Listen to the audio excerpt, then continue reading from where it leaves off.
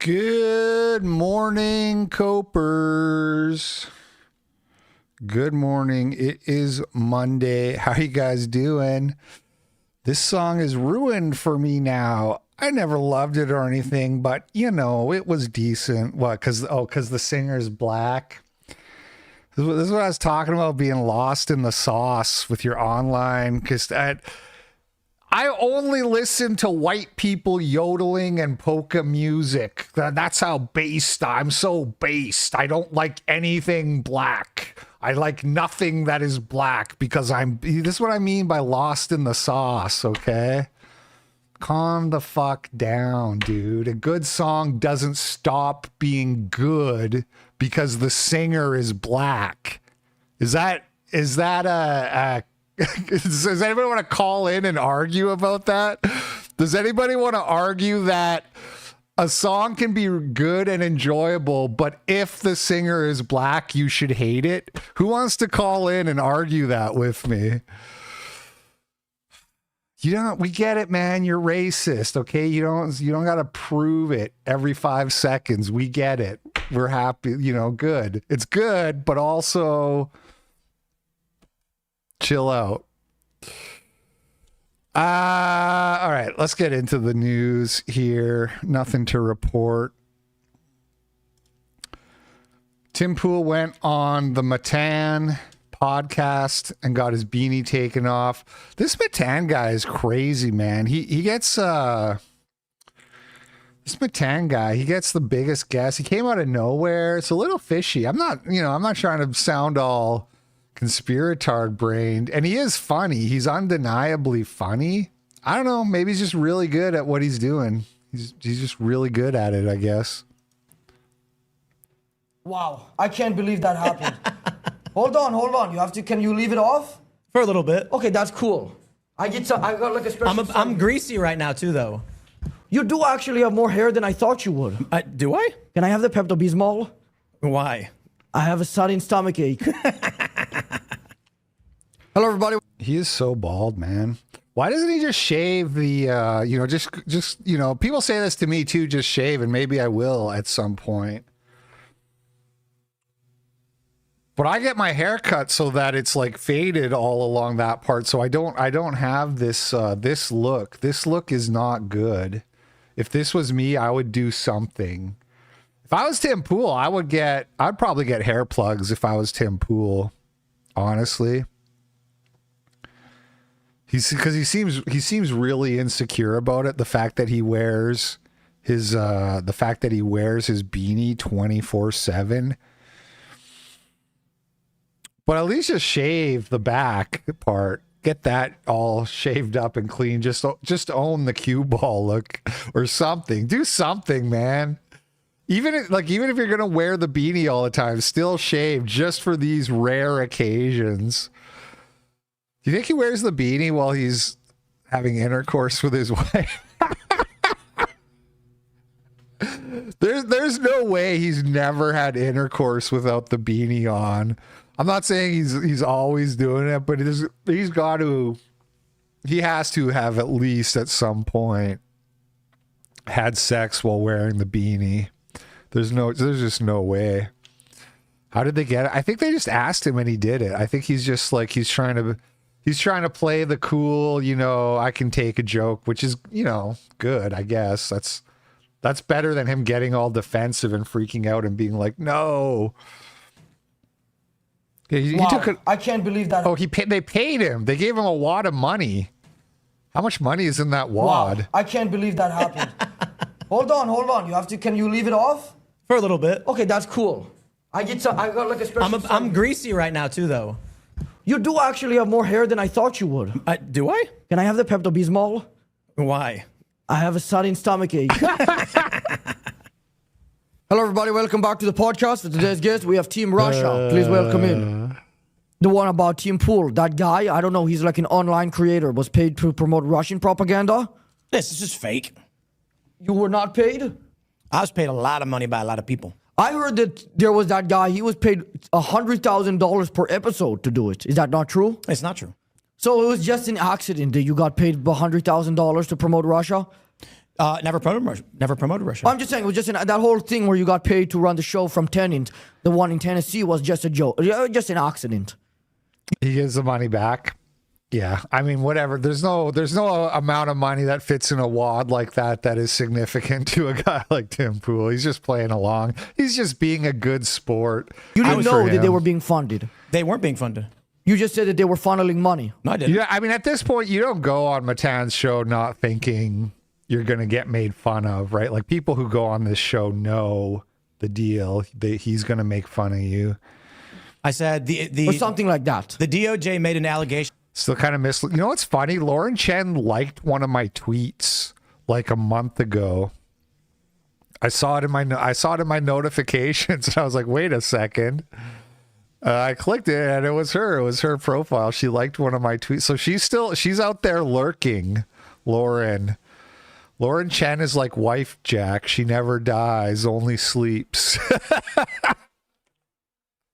And abandoned the case, and there's no evidence. Okay.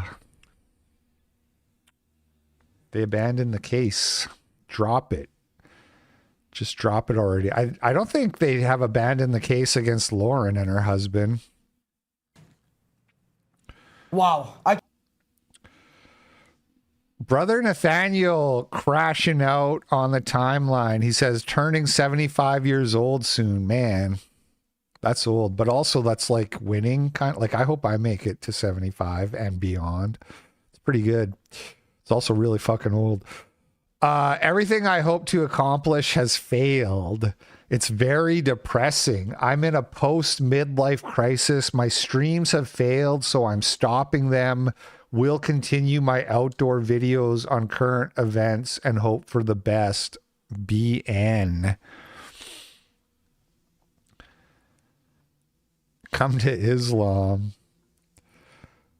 Buddy, you went about it all wrong. You shouldn't hope to accomplish anything. You should entirely surrender your will to the Lord and focus on the labor. Yeah, I mean, what if he did do that and he's still poor and broke and unsuccessful? I get that that's like good Christian advice is just trust in the Lord, but it's also kind of like bitter tasting advice to a guy whose shit just really isn't working out. Here's the real one here. Perhaps gloating over a woman's son's death. I don't know what that's referring to, but apparently he was gloating that somebody died.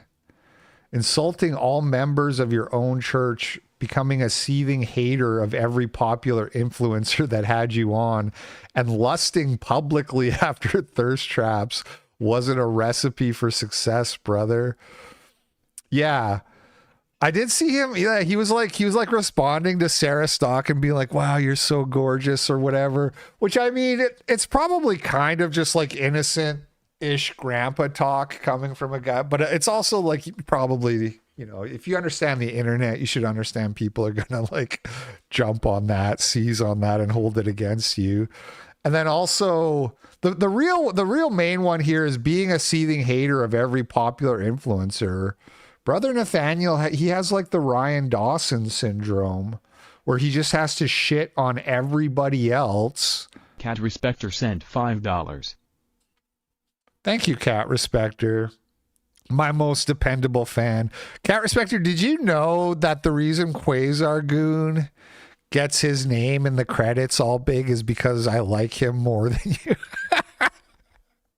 No, I'm just joking. It's just he pledged $50 a month through the end screen credits, and I'm only pointing this out because Cat Respecter always complains that he's not up there with Quasar Goon. The end screen credits are all based off of the monthly pledges that people make. So for anybody can get their big name up there if they want to pledge $50 a month through Locals, PayPal, whatever. Anyway, but also I do like him more. Also, if I like you more than Cat Respecter, I'll put you up there. Okay. So Nick Fuentes was the big one. Nick Fuentes did a stream with brother Nathanael. It was well received. People liked it. So he was gaining some popularity with the Groypers. And then he like suddenly started like flaming Nick and just like hating the Groypers, calling Nick gay, saying he's leading young men down a bad path and all this. And then finally later, Nick said what happened was behind the scenes, Bro Nat was like haranguing him, let's do another stream. Let's do another stream. This was like within a few days of having him on. And Nick was like, no, chill. You know, I'm a very busy guy. I got shit to do. And that was why he got all angry and upset about it. And yeah, it's just weird. It's just weird, man. Some people just don't. It's like you can maybe have good takes when it comes to social commentary, but you're very not good at the social aspect of being an influencer, working with other people, respecting that other people don't owe you anything, getting along. A lot of people seem to think that if they shit talk other influencers, people if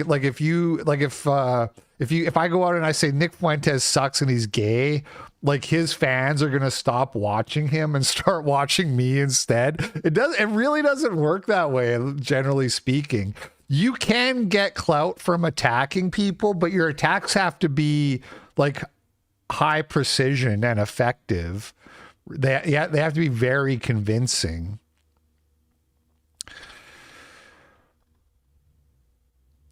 You don't have much to offer, just give up. No, I read that wrong. You have too much to offer to just give up. No one supported me with super chats on my streams. Nick Fuentes makes $1,200 per stream and I made $2 to $11 per stream. I have to pay a tech and it's over. Well, first of all, you don't have to pay a tech. I don't pay a tech. And yeah, it's hard, man. You have to stream consistently for years. I did so many streams with the sex wars especially, but I was doing the daily cope once a week for years before I switched to the full-time everyday kind of show, daily show. I did not make money. If I made a $5 super chat, I was like, ooh, I made something. You know, I was working another job the whole time. This thing, you know, it's hard. It's hard. You really have to be consistent and work hard at it. And then when you make it, people are like, this guy just sits on his ass and gets paid to like, you know, watch music videos on Friday. It's like, yeah, do you know how hard it took to get there? It took like a decade of grinding. Anyway. Because your message sucked. Are you Jewish? He is Jewish, by the way. He is ethnically Jewish, converted to Orthodox, Eastern Orthodox Christianity. But he was popular. He was liked. But he was just bad at, he makes way more than $1,200 per stream, you loser. This person has me blocked. You know the rules.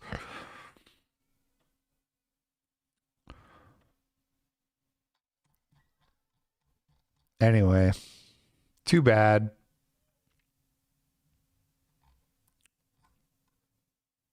YouTube banned my Bible and brother where I was reaching thousands of young people for Christ. But that was a failure too because of Jew censorship. Yeah. Sucks. You will never get this. Yeah, he was thirsting over Sarah Stock and I think some other like right-wing influencers. Am I crazy or is this photoshopped? Her hair's like way more, I've seen this exact photo, I think, and her hair's like way more blonde. But that's such a weird, why would somebody do that? Why would somebody be like, I'm going to take time out of my day to make her a brunette?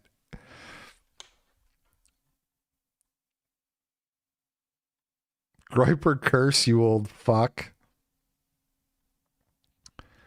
Grave-digging jester. I bury a lot of people and very few accomplish all the things they want. Sometimes they do and they're unsatisfied. Sometimes they do and it's not in the way they thought it would be at all. There's no way to predict the ebbs and flows of life. What I do know is that as long as you did good and pressed on with your heart, you'll be all right. I didn't even know he was streaming, to be honest. Was he on Rumble or something?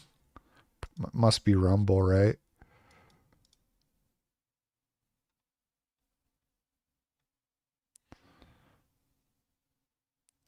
I mean, it's like a AI Jewish caricature.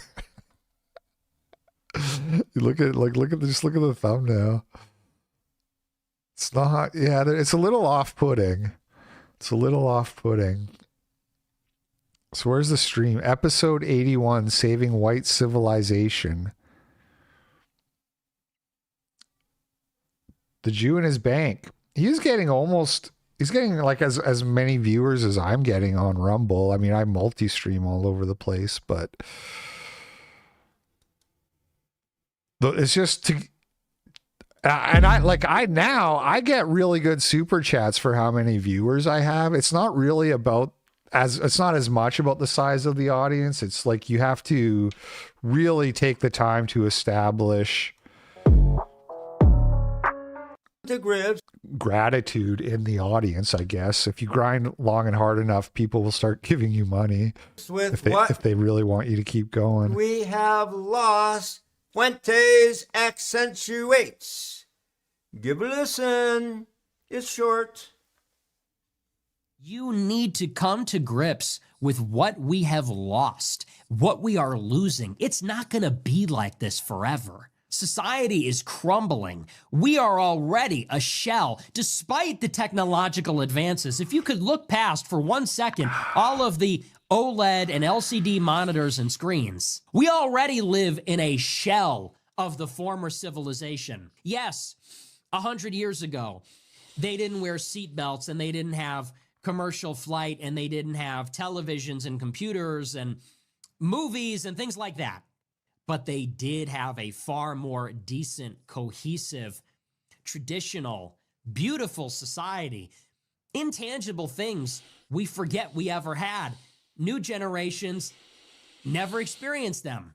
You have to come to grips with the tragedy of what we are losing all the time and recognize if we have lost so much in such a short span of time in the last half century, this is not a static situation. We will lose as much at an increasing rate as time goes on. This is BAP's You think it's going to be like this forever? This is what BAP is going to look like in 30 years. Maybe you find this situation tolerable. It's a dynamic situation.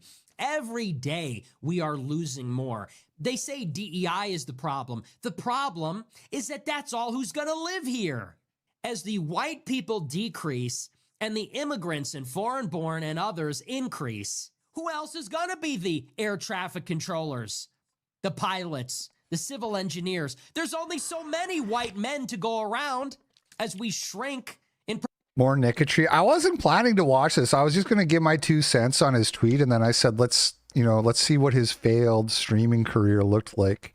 And I just going to watch this long enough to hear his response to this, and then we'll move on. Proportion to the population as our fertility rate collapses, especially after the pandemic. There's only so many white men or Asian men that are going to be able to do these jobs. And as these population demographics change, these white... At least he's getting his money worth from the tech, though, having your like live reaction in a circle there while the clip play. I can see why he has to pay a tech.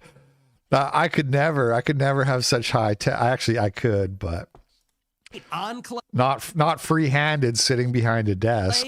Which are a bastion against diversity, they're shrinking, they're retreating, they're receding, they're going away, they're decreasing in number. All you have to do is look at the statistics. You look at the percentage of newborns that are born in every major state, like California, New York, Texas, Florida, Illinois. It's a grim picture. We're talking like 25% white. This is going to be a brown country, and we're going to get everything that comes with it. You don't think we will? Woo! Okay, it's scary, really. But it's not all that bleak, okay? I think we can turn this thing around. Now, before you jump on Nick Fuentes as being... Thank you, Yuri, for the $20. Appreciate it. Muchas gracias. Being part Mexican and can't speak for whites. Think again. Many Mexicans not only look white, like Nick Fuentes, but with Castilian Spain blood, unmixed with Aztec or Mayan blood. They're pure whites. Same with me. Gabber sent $3. Brother Nathanael is a subversive tart. He used to join my Twitter space LOL. You do Twitter spaces, Gabber? You guys know I've never spoken on a Twitter space. It's not even like I've made an effort to avoid it. I've never really been invited and don't care enough to try to get in on it or do my own. The HT thing, that was like shaping up. That was going to be my debut. And now I'm not sure if it's even happening because I haven't heard back from HT yet. Ever since I told him that I would, in fact, bring Corey with me. But we'll see. It's a different kind of a white with me. I was born in 1950, and though of two Jewish parents, I am culturally and ethnically white. Okay. If memory serves, part of what he was saying about Fuentes was that Fuentes was Mexican. Like that was one of his. He had many criticisms, and it was kind of the typical stuff.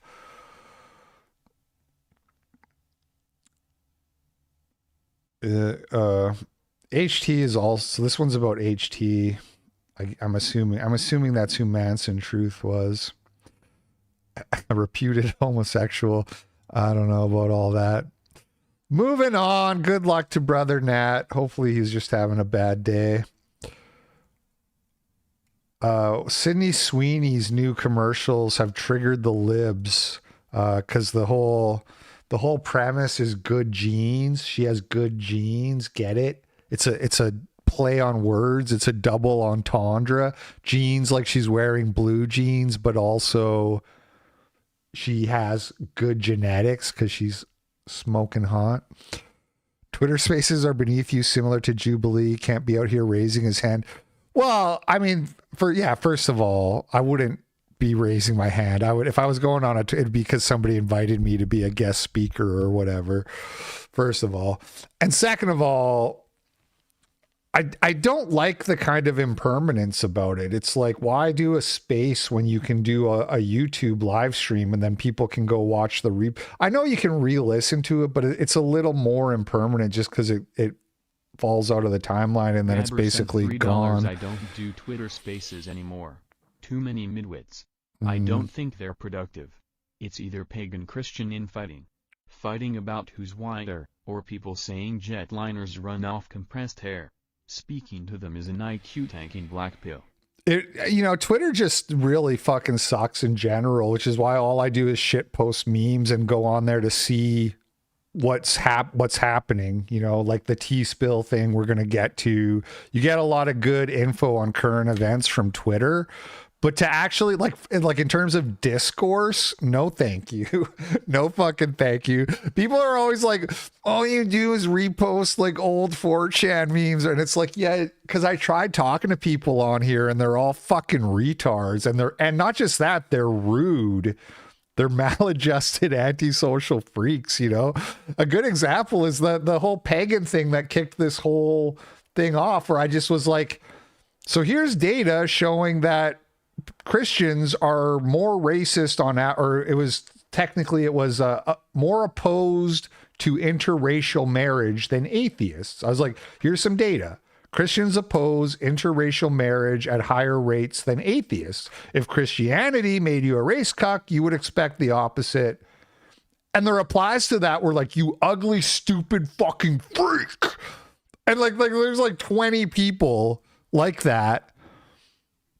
And you're like, this is not worth my time. And I'm like, why am I trying to talk to these people? Anyway, so good luck if you're trying to engage on Twitter. $20. It's been very cathartic watching Days and non-seething over the existence of an attractive white woman in an advert. Yeah, it really is. It's really funny. They got so used to being completely pandered to. They got so used, like, big fat ugly people in jean commercials, and then we all complain, and people like this woman here just like laughing and being like, haha, we're in charge now, cope and seethe, Nazi. And it's like, then they just put one hot chick in a jean ad and it completely flips around. They're like, wait, what? No, you can't do that. No, people are actually going to buy jeans now. What? Effective marketing? Tried and true? Sex sells marketing? You can't do that. I will be the friend that's too woke because those Sydney Sweeney American Eagle ads are weird. Like, fascist weird. And thank you for the $20, Wandering Neanderthal. Like, Nazi propaganda. Already made more money than a Brother Nathanael stream. Oh, shit. I shouldn't gloat. That's not very Christian. I don't mean, it's just, you know. Weird. My body's composition is determined by my genes. Hey, eyes up here. Sydney Sweeney has very genes. Genes are passed down from parents to offspring, often determining traits like hair color, personality, and even eye color. See, in case you didn't get the double entendre, she's explaining how genetics works now. She's explaining heritability. My genes are blue. Sydney Sweeney has very genes. Should we be surprised that a company whose name is literally American Eagle is making fascist propaganda like this? Probably not, but it's still really shocking. Like a blonde-haired, blue-eyed, white... They hate blonde-haired, blue-eyed for some reason. It's, you know, the Nazis... I shouldn't get into this because that's not really my... But I've heard people say they weren't even like that. It's kind of overstated how much they pushed blonde haired shit. Maybe that's true. Maybe it's not. I don't know. But that's why, right? They've been taught that the Nazis, whether it's true or not, would always put blonde people in their ads. And so now it's like, you can't put a blonde person in an ad unless you're a Nazi. Woman is talking about her good genes. Like, that is Nazi propaganda. And you see this all the time, like PewDiePie posting a picture of his wife and his kid and smiling, and people quote tweeting it being like, this is Nazi propaganda. If you are a good looking white person with blonde hair, you are just living, breathing Nazi propaganda. There's something deeply psychological going on there, you know what I mean? It's like your existence proves the Nazis correct. And I also am thinking about like all of the young girls who are doing their back to school shopping right now at places like American Eagle who are seeing ads like this. Yikes. Also, American Eagle. Yikes. This is the high level discourse you get from shit libs on TikTok. Young girls seeing these ads, yikes. So you're also, I'm waiting for her to do, like, you're not allowed to put pretty women in your ads because then it makes young girls suicidal or whatever. This is a thing that they were always saying for years too. But again, making everybody in the ads ugly and gay had no effect on the suicide rates or the depression rates. And in fact, depression rates have only gone up. I know there's confounding factors like the rise of social media and smartphones and shit like that, but still. It's mostly a brand that like teenagers to like young adults shop at. And so the fact that like this type of advertising is being used that feels so for the male gaze and so over sexualized, like I just don't like it. I don't like it even a little bit. Yeah, it's weird to think that the only reason we haven't had to listen to retarded feminists talk about the male gaze and shit like that for the last several years is just because actually like every company completely fucking caved to those arguments and was like, okay, we'll just put fat, ugly people in everything now. And I haven't even mentioned the fact that this entire ad campaign that Sydney Sweeney is doing right now is incredibly reminiscent to the Brooke Shields, Calvin Klein jeans ad campaign. Wandering Neanderthal sent $10. They hate beauty because it highlights their ugliness, within and without. We can't all be beautiful, so we all have to be ugly. Yeah. The thing is, too, is this chick's not very old. She would obviously be relatively attractive if she lost like 80 pounds and took out the lopsided nose ring. Like she could definitely be way more attractive if she put some work into it. That's the thing, man. It's not all genetics. Although, for what it's worth, obesity is surprisingly heritable. I didn't know that. I learned that kind of recently, that the heritability of obesity is higher than you would think. Like it's higher than personality. If it was roughly the same as personality or lower, I would just blame it on that. $3. I didn't know my daughter had a TikTok. What a fucking nigga. I'm going to rip her nose, wring out, and throw it in the trash. That's Meg, yeah. So actually, funnily enough, fat people have more of a genetic excuse, if you will, than gays. It's the heritability of obesity is much higher than homosexuality. So that's interesting. But still, eat less, like try less calories. Anything that is behavioral in nature, whether it's being gay or overeating, it's very hard for me to have any sympathy for it. Stuff like height, manlets, those guys got a raw deal, the manlets, although they can get kind of jacked way easier. So there's always a silver lining. She did when she was 14 years old, that was extremely over-sexualized and weird. Yeah. Epigenetic factors, dude. Nobody knows what epigenetics means. Don't bring your big science talk in here. Obviously it makes sense that if the parents are fat, they're probably overeating and they're probably passing those habits on to the children, right? But it's like I said, though, the fact that personality is only somewhat heritable, whereas obesity is like up there. It's up there in like the 70, I forget exactly, but it's like around 70, 80%. Like it's like as heritable as IQ. It's way up there. Whereas personality is like 50%, if memory serves, and homosexuality is like 25%. So there's got to be something going on there.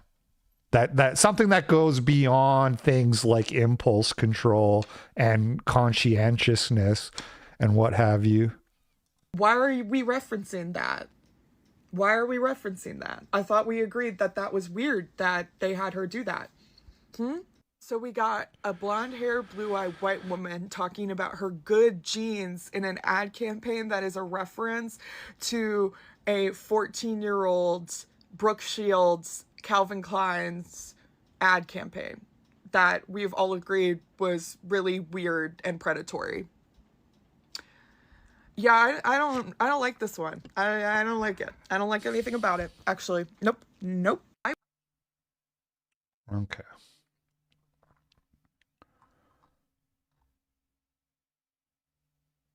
I will be the friend that's too. Somebody downloaded the teachers union, the nation's largest teacher union, NEA, National Education Association, their handbook. He got this off their website and then he was talking about it on Twitter and it went viral and they deleted it off the website. But he had already downloaded it and it has shit like this: white supremacy culture. The National Education Association believes that in order to achieve racial and social justice, educators must acknowledge the existence of white supremacy culture as a primary root cause of institutional racism, structural racism, and white privilege. Educators must also work to prohibit institutionally racist systems and policies that have governed our society and kept Native people, Asian, Black, Latina, whichever one you're not offended by, you pick. Latina, Latino, Latinx, Middle Eastern or North African, multiracial, and Pacific Islander people from fully participate. There's got to be somebody who isn't white who is also left out here that we should like complain. We should send them an email and be like, how dare you forget Aborigines? Did you know that there's one Australian Aborigine living in America and you've completely fucking excluded them, you absolute bigots? My mother and father-in-law are teachers. Well, my father, he just retired, my father-in-law this year, and she's retiring like next year. But here in Washington, they have meetings and shit like this all the time. All the time. And it's fucking insane, man. Pot sent $50. Whoa! KLP, I've watched your Adam King reaction video like 5 times now. It brings me joy every time it pings he's lying. Love from the UK. Thank you, B-Pats, for the big dono. Really appreciate it. Great start to the week. Thank you, everybody. Thank you so much. Already made more money on this stream than I made on YCSP last night. YCSP's really fallen off for super chats. Ever since Odyssey got fucked. They have a payment system now, by the way, which I have set up to receive, but nobody uses it. I lost like $300 a month just in memberships because of Stripe pulling out of Odyssey. And then Donald Trump sent $3 for bitches hating skinny bitches. It's just another day. yeah, well, and wait till we get to the T app stuff. If you haven't seen it, it's more of the same, really. And I could talk about the Odyssey. I'm not even going to talk about it. Well, I'll talk about it really briefly. You once you set up your Arweave wallet, you can load it up with your bank card. So it's not this crazy weird crypto thing. You just create and then through Odyssey, you use your bank card to put money on it. It's pretty straightforward, but not a single person has done it yet. That one extra step is like a deal breaker for most people.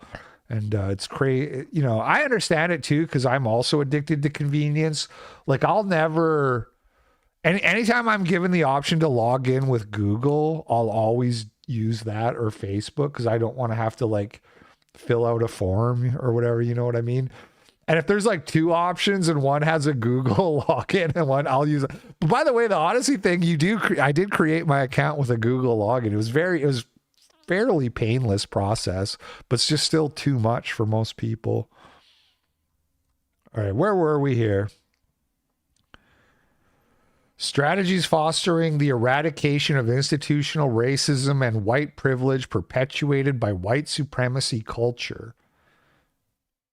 School districts must provide training in cultural competence, implicit bias, debunked bullshit concept, by the way, just like a minority stress is bullshit.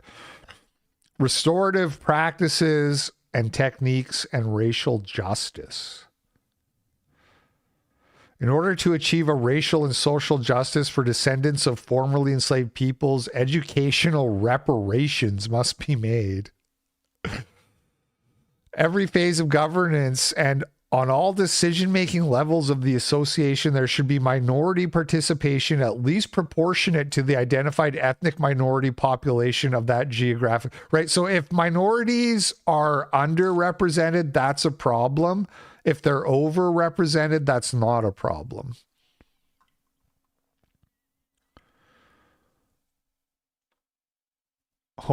Sir, the Mistrix sent $5 on Rumble. I'm short AF, 5'6", but thankfully I was super handsome when I was chasing tail, and I had almost zero issues getting with hot goth chicks with fat tits. Playing in bands didn't hurt either. Thank you, STD, for the not so humble brag. But no, I think I could have made it as a short guy, honestly. I'm not going to say my height didn't help me with the ladies here and there, but I feel like I could have made it as a short guy. It's all about, you just got to make them laugh. Just make a bitch laugh. It's really that easy. Basically erases Jews? What? Hold on. Whoa, hold on. Pump the brakes. I didn't actually look at this thread beyond the white supremacy thing. Hold on, chat. Wait, hold on. What? The handbook basically erases Jews from the Holocaust. Okay. These guys are the real racists, apparently. NEA shall promote the celebration of International Holocaust Remembrance Day on January 27 annually on its website and through other appropriate media to recognize the more than 12 million victims of the Holocaust from different faiths. What? What? Are you shitting me? Different faiths, ethnicities, races, political... What? No, there's only one people who got holocausted in my history book, and it's the Jews.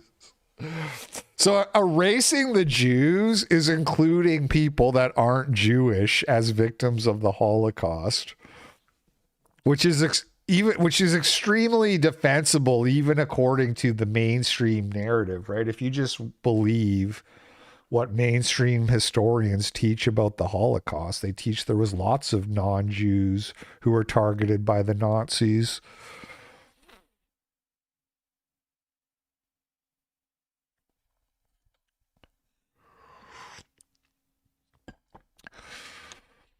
The cripples, the retards, the gypsies.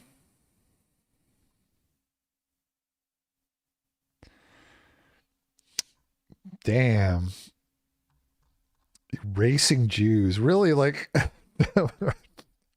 who is this guy? What's going on here? The reason to send a power chat is that you react to it. Not telling you how to do your job, but maybe if there was some way to stream/react XP, you would get more power chats.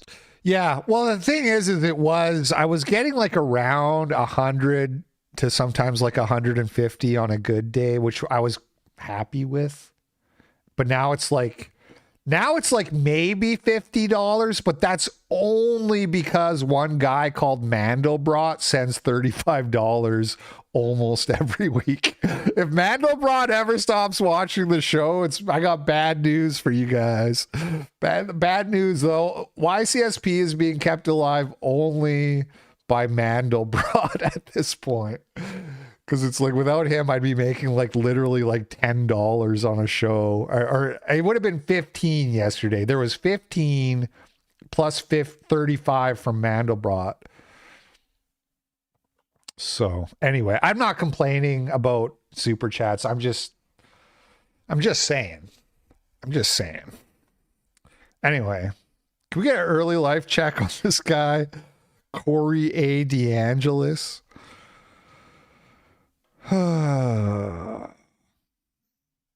Moving on. Let's talk some more about Return to the Land. Aarvoll's, what does he call it? He calls it the intentional community, the intentional white community. Cat Respecter, proud sponsor of YCSP, sent $5. Thank you, Cat Respecter. You just bought one more episode.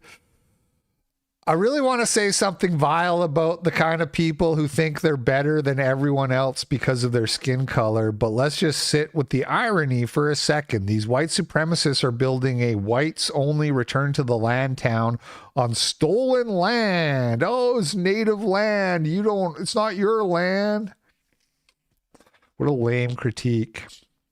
A cult town of racist cosplayers and partners. But what's interesting is this video. This is Sky News, I guess. They actually went there and went around and filmed a little bit. And this is like more insight, this little clip that I've gotten into the project, than really I've gotten from like listening to like 2 hours of Aarvoll and Nick talk or really anything else. You actually get to see what it looks like on the ground a little bit here. No blacks, no Jews, no gays.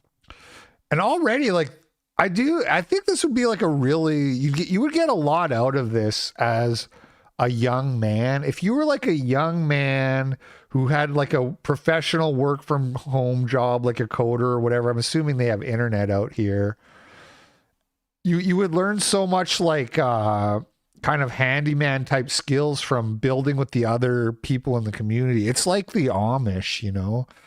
The average Amish guy probably like knows way more about how to raise a barn than the average American, and it's just you just learn that from being involved.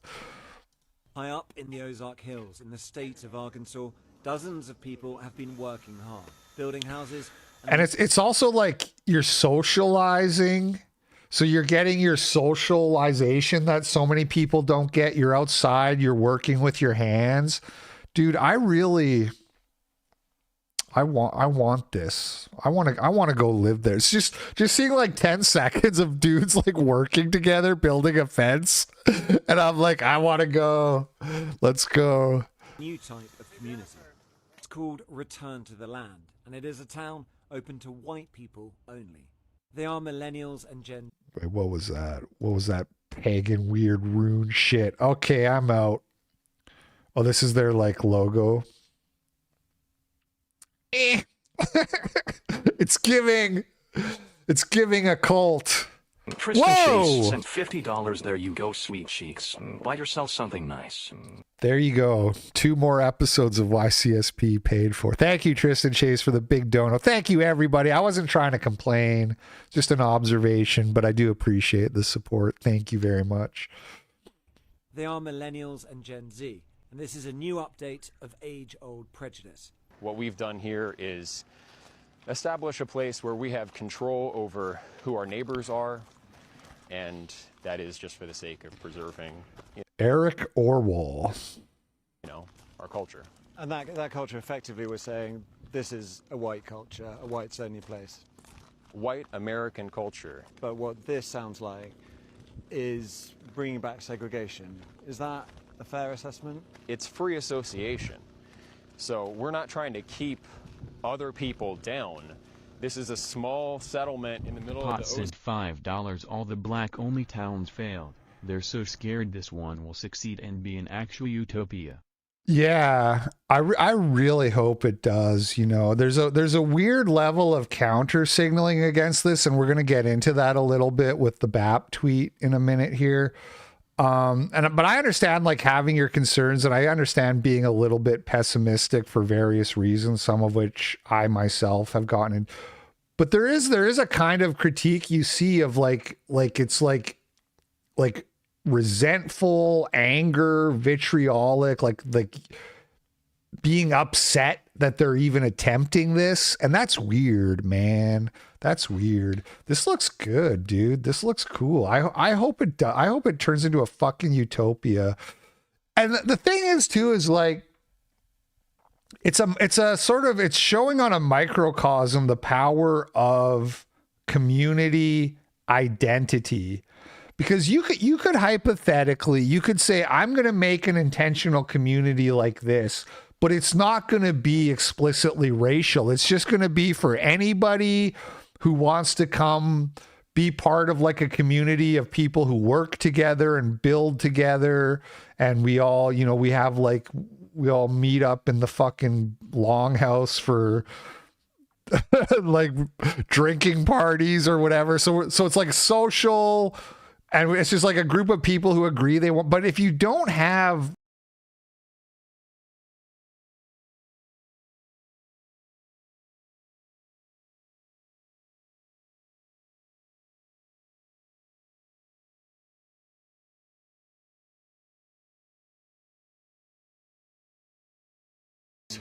but they are being kept out, even in.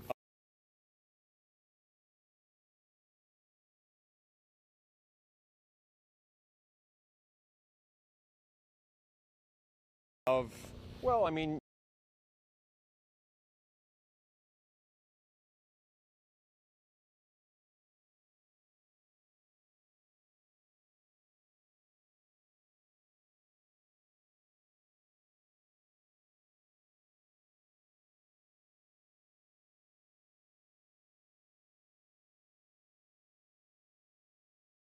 Jake_Tongues have sent $10 on Rumble.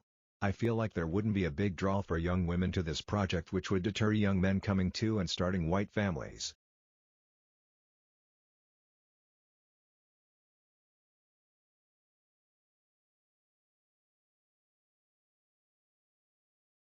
Shut the fuck up! Say Christ is Lord. Hold on. Hold on.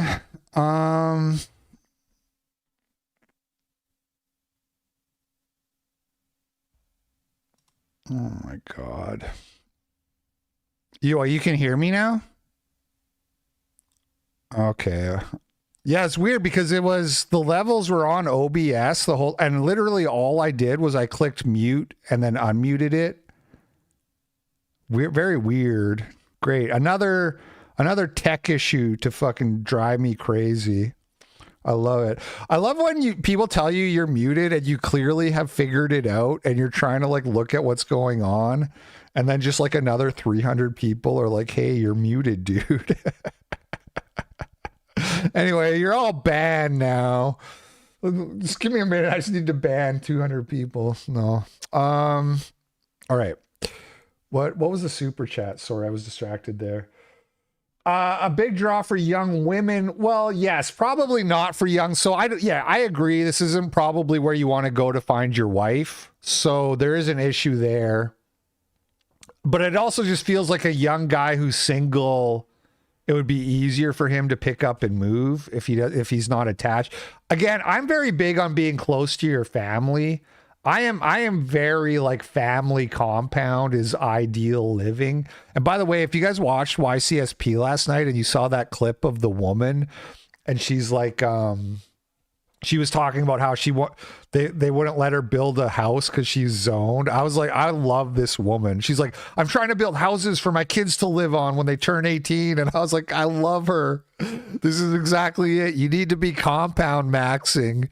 You need to be amassing. What did she kept saying? Tiny homes. She's like, I just want to build a tiny home. You need to be collecting tiny homes. Anyway, yes, you're probably not going to find a wife there, so I don't know about really like a project like this should be kind of within driving distance of a city where you could at least have a potential dating pool, because that is a thing. You don't let everyone into your home. Around 40 people live here.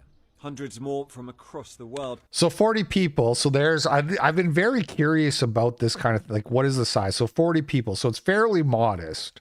It's fairly modest, but they are building. They are building something. Everything, Rome wasn't built in a day. You got to start somewhere, et cetera, et cetera. Have paid to be members. And while the men do the physical labor, the women take care of the children who live here full time. It could be a very loving community if you're part of the community. So here's good optics right here. You do have families, you have children, you have women. They're not ugly. They're based and red pilled. If me and Allison didn't have the like family attachments that we have, I would be saying to her like, maybe we should move here. It actually looks that good to me, but we have the whole family compound thing going on, which I think is even better. I think family is, that's really, race is just like your extended family really, but your actual family is your family. So they should come first. But if you're black, or if you're Jewish, or if you're gay, you can't be part of that community. They can have their own communities, and they already do. You might be wondering how any of this can be legal. Return to the Land is structured as a private members association, which they believe allows them to discriminate on the basis of ethnicity, along with other factors. That has yet to be tested in the courts and may well fail. So that's important there. It's structured as a private member private members association. So that'll be relevant when we get to BAP's criticism. Which they believe allows them to discriminate on the basis of ethnicity, along with other factors.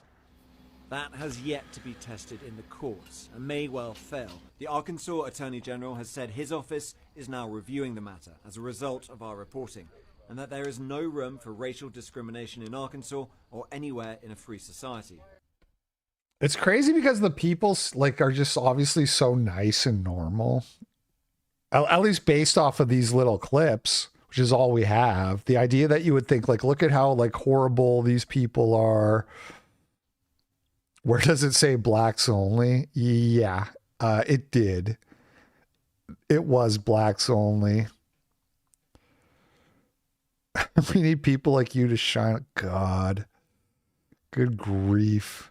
Please remember your friends are here for you. If you hate white people so much, why does it upset you that you can't live with them? 20K likes from Sarah Stock there. Did she ratio his ass? She did. You love to see it.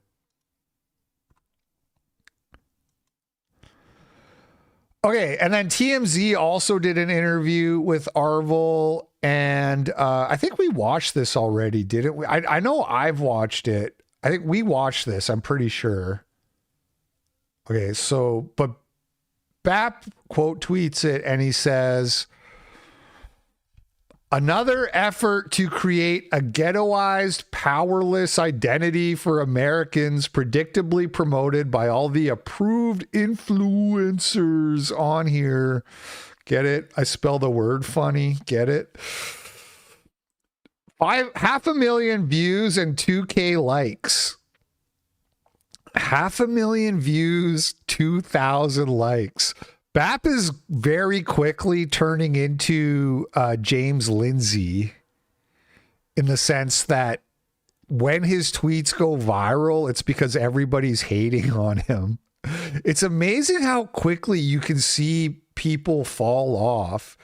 You watch this happen in real time. You see it like start to happen and you think, oh, he's getting a little out there. He's losing the plot a little bit.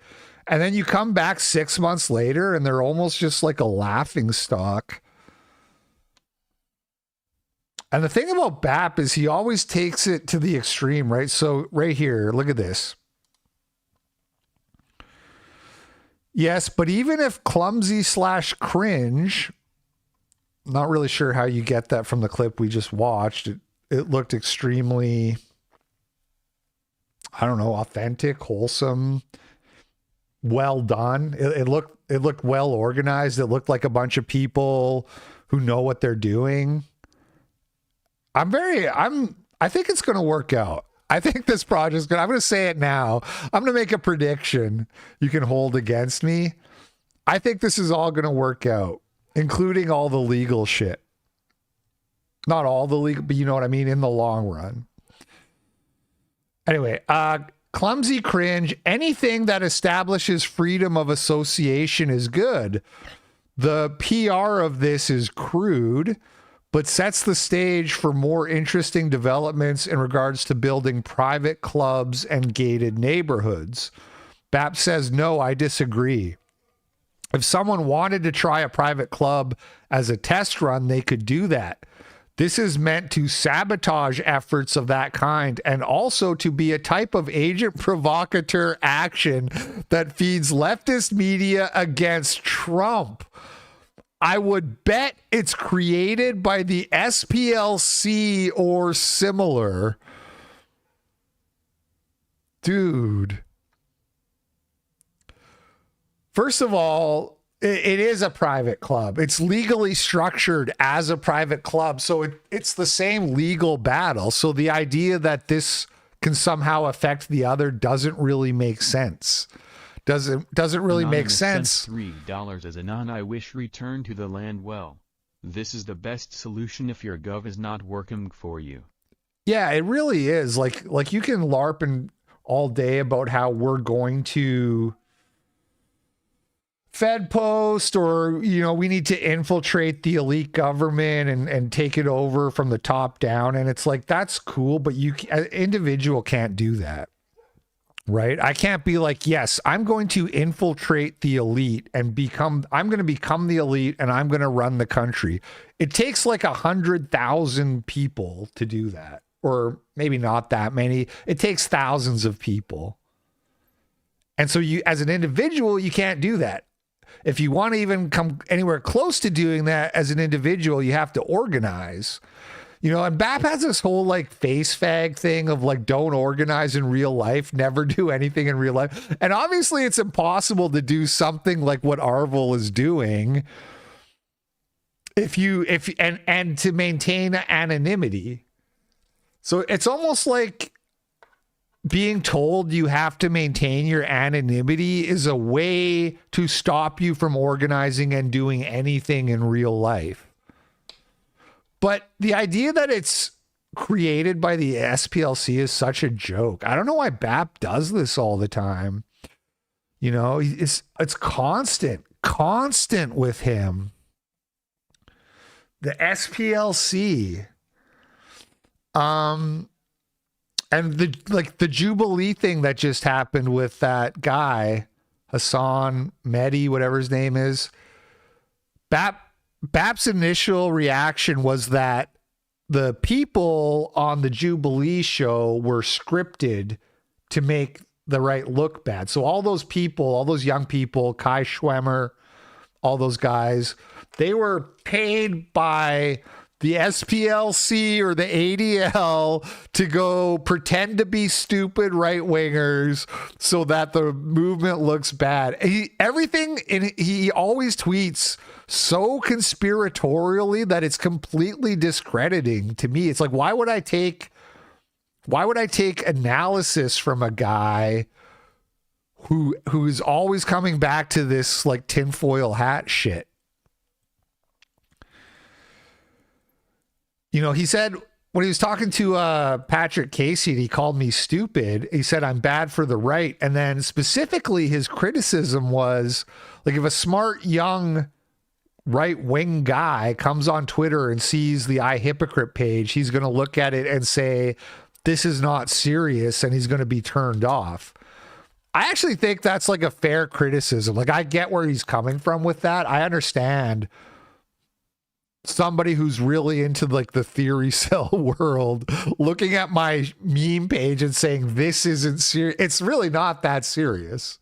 It is, but I understand some people would be put off by it. I get that. But I don't understand how you wouldn't think that a guy who's smart would look at this, how BAP calls everything is a psyop. Everything is astroturfed. How you wouldn't look at that and think this guy's not serious. This guy's like a delusional schizophrenic, the way he analyzes shit. Let's see some of the other replies on here, though. Modest folks with potential to organically snowball the full takeover by shifting Overton window, directly prodding regime limits and inspiring mainstream defenders to conquer the societal infrastructure on their behalf. And your first thought is to set up a right-wing circular firing squad. This guy's got almost as many likes as BAP. Their feds / will be infiltrated by feds and will be another Waco or a ghetto. This isn't going anywhere. Is Orania a ghetto? I don't look at Orania and think there's a ghetto. I think, wow, what a nice place to live. I think those people are living the dream. You can still live the dream without an intentionally explicit community like that because you just have to be rich. There's like really nice white neighborhoods you can live in if you're rich. But like Orania is making that so that you can just be a normal middle-class white person and go live the dream. Go live the dream of your kids get to play in the streets. You don't have to lock up your bicycle, etc.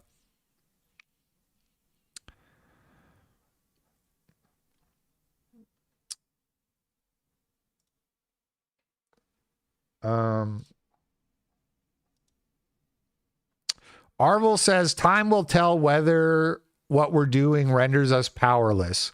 We're going to build centers all around the country for our people to organize around. I believe there's a power in gathering our forces. I think he's right.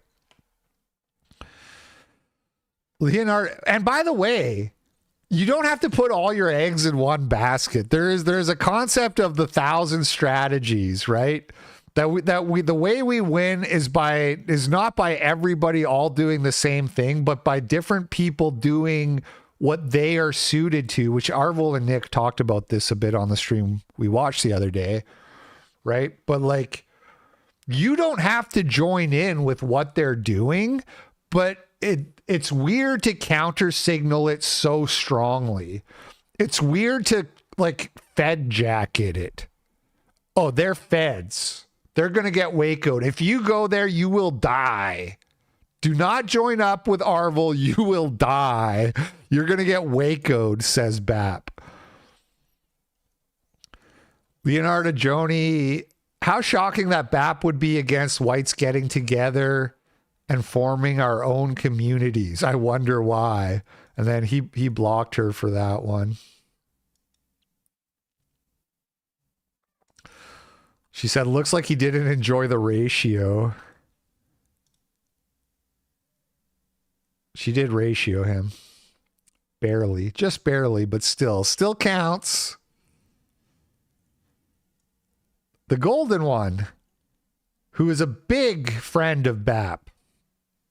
Dear BAP, while I wholeheartedly agree with your approach of encouraging young men to enter the institutions of power, I promote the same message as often as possible. These two tactics are not mutually exclusive. There's a path for everyone. Yeah, this is what I was just saying, and he's absolutely right. Not everybody can be a fucking middle manager at the FBI. If you can do that and you want to do that and you're based in people pilled, you're based in for the cause, great. But not everybody can do that. Some people are just good at building barns, and that's okay. And then he says, moreover, the hysteria surrounding this has been a mask-off moment for the anti-whites.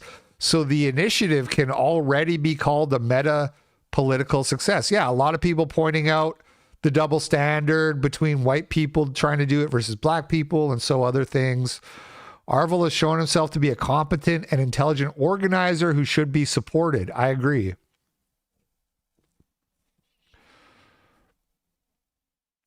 What's not being mentioned is that what Aarvoll is doing has the potential to create some very beneficial legal precedent in the U.S. that peels back the anti-white nature of civil rights legislation. I wholeheartedly believe what he's doing is important. Right. It also has the potential to backfire, which is what BAP is saying. He's saying if they lose the legal fight, then you're kind of like you're really fucked. Which is kind of true. Of course, you can always attempt different legal arguments. You can always go back to the drawing board and try something else. But, somebody has to do it. And Aarvoll seems to me like as good as anyone to take up that fight. I've said that before, but it makes sense. I would be really worried if it was like Handsome Truth was like the one going to court to defend white people's right. You know what I mean? I would be really not to shit on him, but I just don't think he's the guy for that job. I don't think Nick Fuentes is the guy for that job. I don't think, because there's too much heat on those guys. There's too much stigma, is what I'm trying to say.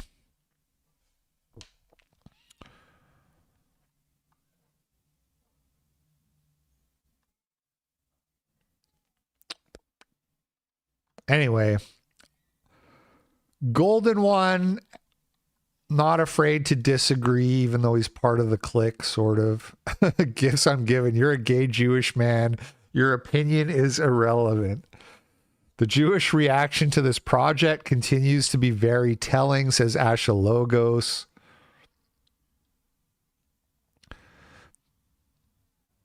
Funny how this only applies to whites while the Asians and Indians use the same tactic to become successful. Yeah, and there's another group who also is very good at organizing. I'm in favor of Major L take. How can you even be against this? I'm in favor of anything that involves whites displaying racial solidarity. Like that to me is that's the battlefront. Like that's the front line. That's what everything is about convincing other normal white people you are allowed to prefer your own kind. You're allowed to feel like you are on a team with your own kind. You're allowed to be united with your fellow white people. So anything that is headed in that direction, I'm in favor of. But you see how negative the replies here are overwhelmingly. In fact, even like the fans, even like the people trying to like throw him a bone are still ultimately kind of like, you know, you're going a little too hard on this. It's a little weird. White people living together is America. Founder of Whites Only Community Group plans to expand to more states to build a white nation.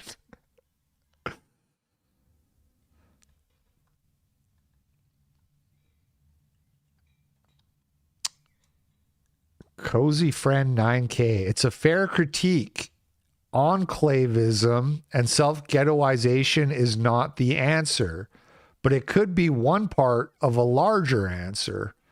I agree that running away alone will not work if traditional white people don't also hold positions of power in the institutions. But if we can successfully get this beta test through the courts, it would be a tremendous victory. There's nothing wrong with fighting on more than one front.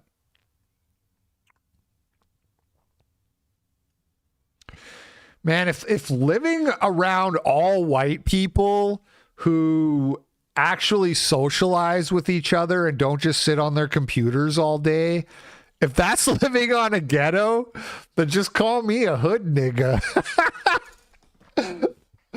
Oh, you want to live around only white people in a community where your kids play together and you have like a community homeschool and you build stuff together, and again, I'll emphasize, there's only white people around. So basically, you want to live on a ghetto, is what you're saying. Hey, man, if that's living on the ghetto, then, you know, where my gold chain at? Just call me a hood rat nigga. Call me a ratchet nigga, because I'm ready to go live on that ghetto. Anyway, you get the idea. You get the idea. BAP really, you know, I've always given this guy the benefit of the doubt, and I still do a little bit.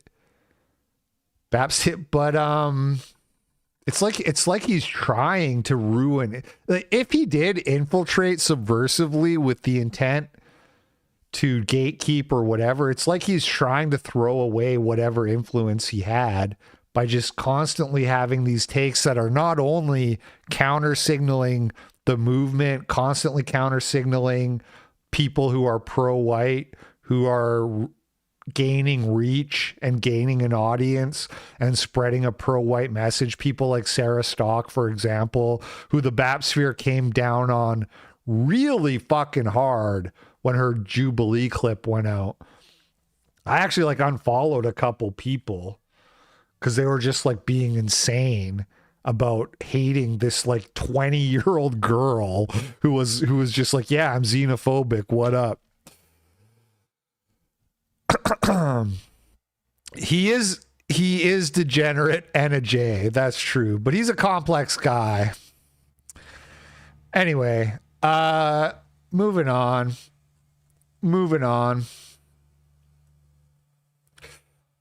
This is a tweet from 2023, but this is Tom Hennessy posted about this, right?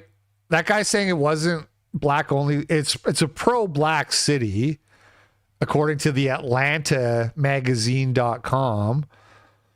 So take that for what you will. And you only ever see any but black people in the materials. But anyway, Tom Hennessy had found their like promotional video that they use to like get investments. And this should be good for a laugh. Sustainable. You're a living legacy. This A soft spot for him, like with Mr. I mean, they both make good content. They both make like interesting content. That's my problem. There's so many like people who are either boring or just kind of cookie cutter. And you say what you want about BAP and Mr. Girl, but they're not cookie cutter. was made for you and me. Do you know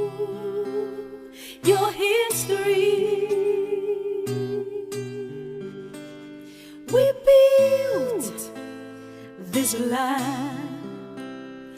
We must understand our ancestors. Hey Gabber, if somebody shows up in the chat with the name Ham Radio, can you just go ahead and ban that guy? Ham Radio and then a number. Just go ahead and ban that guy.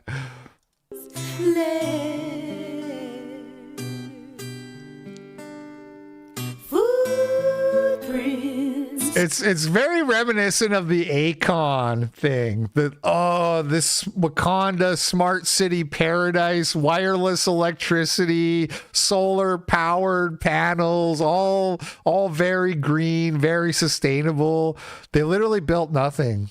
Do you watch Black Pill? No, I like Devin Stack, but I don't watch his streams. I don't have really time. I don't watch anybody. I don't watch Nick. I probably should try to, make more of an effort if I'm like playing my PlayStation to put one of the streams on my phone and just listen to it or whatever.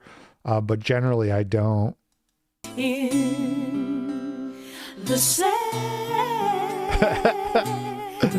This is so funny if you look at what they actually accomplished in like 5 years, which was like, I think they had like a trailer.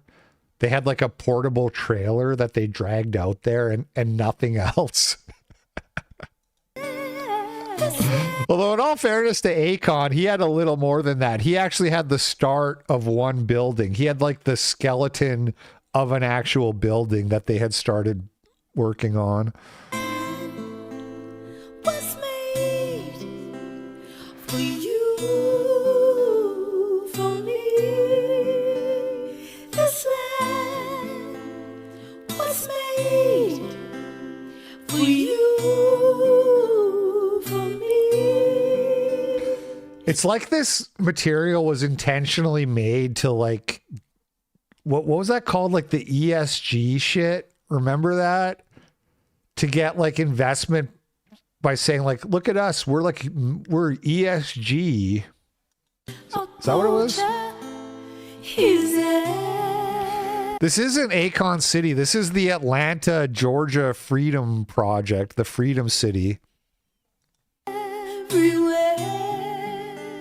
Yeah, USAID money. Exactly. It's like some scammers sat around being like, how can we get some of this USAID money? Solar covered central parking hub with tram connection and bike rental. It's so funny. It's like you just like, yeah, we're going to build like this amazing city. It's going to be better than us like black people. Okay. We are black. Give us money. We will build something that is better than anything that currently exists. All we need is your money. Versus like the Return to the Land, Aarvoll's project, they've already built way more than what these guys have accomplished. And it's just because people pitch in and actually do labor. At the end of the day, if you want to build, you need people doing labor, which fat black women are not known for. It's blue. Based 1483 sent $5 on Rumble. Devin Stacks usually does a lecture part on his black-pilled insomnia stream and then reads hyperchats after. You can just listen to the lecture part, which is usually 1 to 2 hours long. Yeah, it's like Nick's show is like that too, which I also don't really listen to very much. Yeah, I should make a try. I wonder if Devin is he on Rumble now? He must have got hit really hard with the Odyssey Stripe thing. Because he was making probably way more money on Odyssey than I was, and I got hit hard enough to feel it. He's on Rumble now? Okay.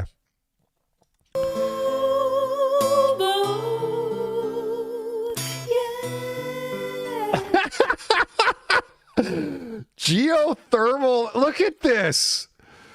3 fat black women. Just give them money and you're going to have geothermal energy connected to like the magma core of the earth.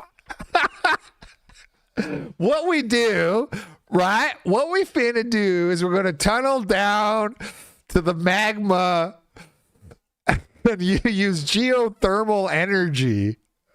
It's like science fiction shit. It influences everyone.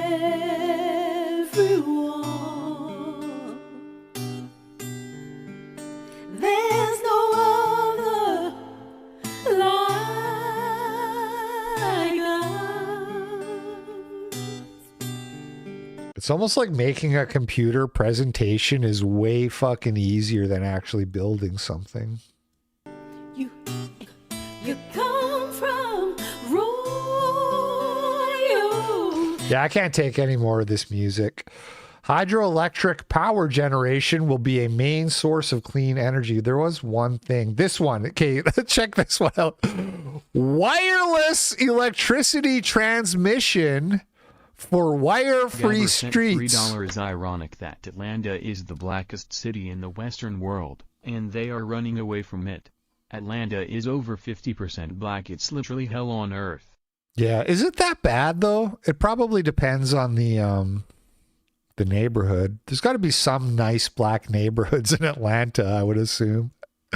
Nice-ish.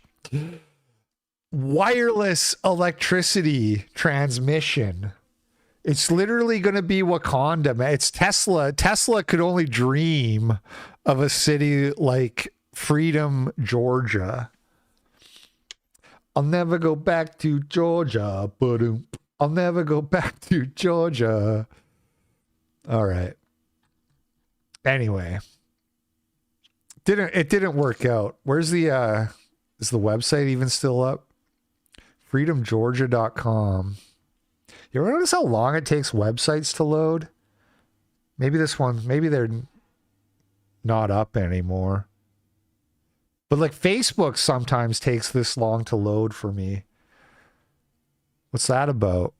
It says it's still trying to load. The freedomgeorgiainitiative.com.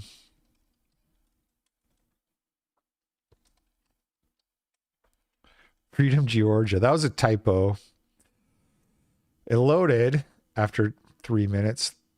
Want to live in Freedom, Georgia? Join the email list for notifications whenever new homes or lots. Right, and they were selling homes. Yeah, it's not a black-only community, by the way. This is just like their banner page on their website. Look at this guy.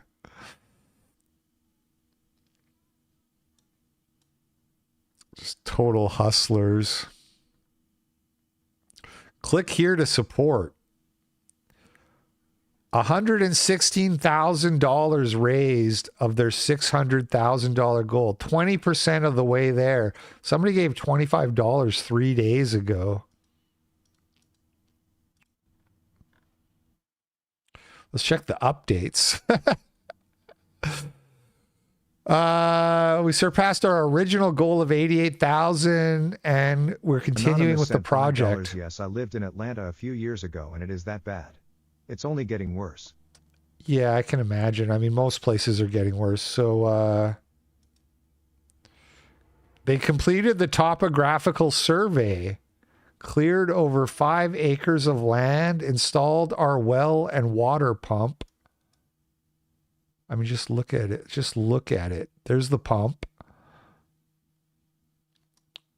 Very fancy pump there. And that's as far as they got. That's the last update. That one is from 2021. So 4 years ago, they installed a water pump. And thank you for the $116,000. But this wasn't their only money, though. They got way more money from like private investors, and it was like corporate investors. I think Tom Hennessy showed this in his where was the was it in the video? There's like a page that showed all the oh god, I unloaded. There's a page that showed all the like brands that had donated money to them, or like companies or whatever. Good grief. Should have opened this in a new tab. Okay. Our partners. This is the slowest website on earth. This must be like a free hosting. It's like they have this on what was that called? GeoCities or whatever. Dude, this website's unusable. Look how long it takes to load every page. I thought maybe it would be better after. Oh, so you can see that some of their partners down here, right? So they have all of these organizations giving them money in addition to their GoFundMe money.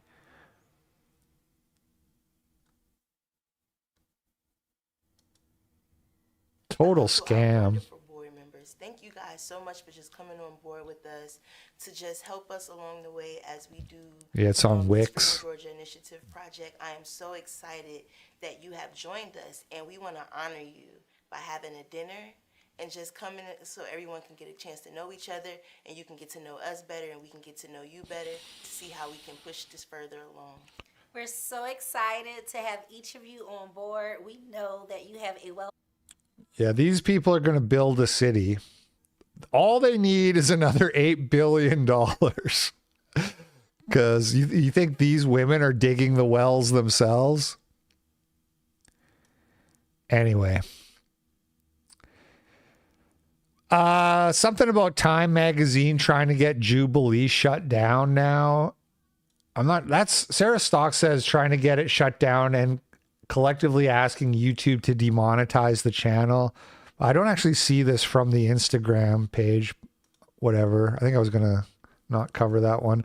The Quartering said, someone sent me all the private DM chats with Hillary Crowder and just about every single female conservative YouTuber personality you would know.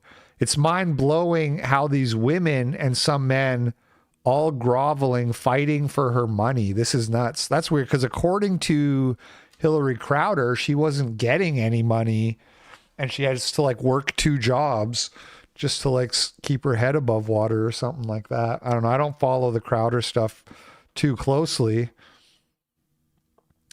He said, sending to my lawyer to release because this will bring down massive creators. Think 6 and 7 figure subscriber conservative females and a few males. As far as I know, he hasn't followed up on this at all.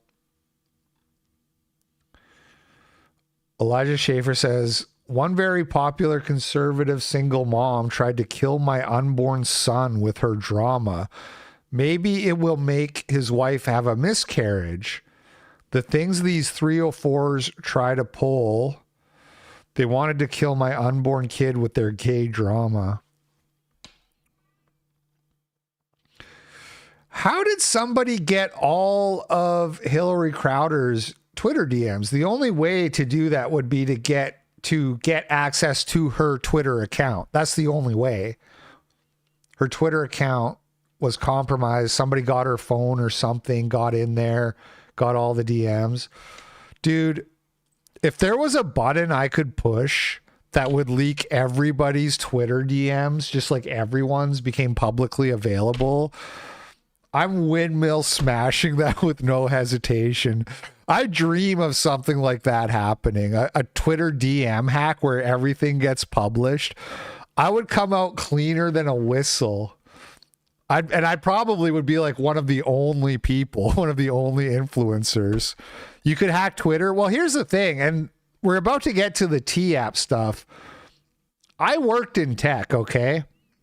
There is supposed to be protections. There is supposed to be encryption in place that actually, like, you can't really hack Twitter and get the DMs that way. It's called cybersecurity, and if you do it correctly, then it's basically impossible. It's basically, it's supposed to be impossible for an employee of Twitter to look at your DMs. This is in theory. Because it's all encrypted and protected, right? This is the promise they make, right? But I wouldn't bank on that. And as somebody who worked in tech, I can tell you that, like, in my company I used to work at, and I don't want to like bring heat on them or anything, but we would sit around the meetings and joke about how shitty, like we would just be laughing about it, about how the passwords were like in a non-encrypted database that was set up in like fucking like 2006 or whatever, and just nobody ever bothered to take a day to like update it. You know, lots of shit like that. So you can't rely on these tech companies. Like, you shouldn't be doing anything thinking that it's secure. You should assume that it's all secure. Yeah, Mr. Robot was a sick show. That was like unironically like a 130 IQ show. Sneed Staffel sent $3 even though Wakanda website is on N-word time. Thank you, C. Snaffle. It's on N-word. Yeah, it's on colored people time. We like to use the politically correct terms around here. Colored people. Anyway. We'll see. We'll keep you updated on if anything comes from this leak. Probably nothing that interesting, quite honestly. I want to know who's a pervert. That's what I want to know. I want the full Twitter leaks because I want all degens exposed in the conservative movement. Who's cheating on their wives, etc., etc. But moving on, speaking of hacks, we have the T app. So the T app, if you haven't heard, is an app that was inspired by the Facebook group Are We Dating the Same Guy? Is a app for women to talk about guys that they've dated and to share information about those guys. You know, this guy's an abuser, this guy's cheating on his wife, that kind of stuff, so that other women can avoid repeating the problems. Now with the popular dating advice app for women called T. It's fallen victim to a data breach. T allows women to report on men they've encountered on other dating apps like Tinder and Bumble and then share red flags. But now it's working to secure its system after hackers gained access to 72,000 photos, including users' selfies and photo IDs. T's parent company says more than 4 million women use the app. Now to a story. So very short little clip there. Yeah, and this app only started getting media attention, or even Twitter, like a week ago. It kind of went viral on Twitter because somebody posted how it was the number one app in the App Store. But it kind of came out of nowhere. And then once it got attention, once that tweet went viral and people were like, "What the fuck is this?" Somebody immediately discovered that their shit was completely unsecure, that everything was just available in like a publicly open database. Cremu says the T app has been hacked and you can download 60 gigabytes of user selfies. The hack is real. A picture from someone I know who signed up just to see what was on there was in it.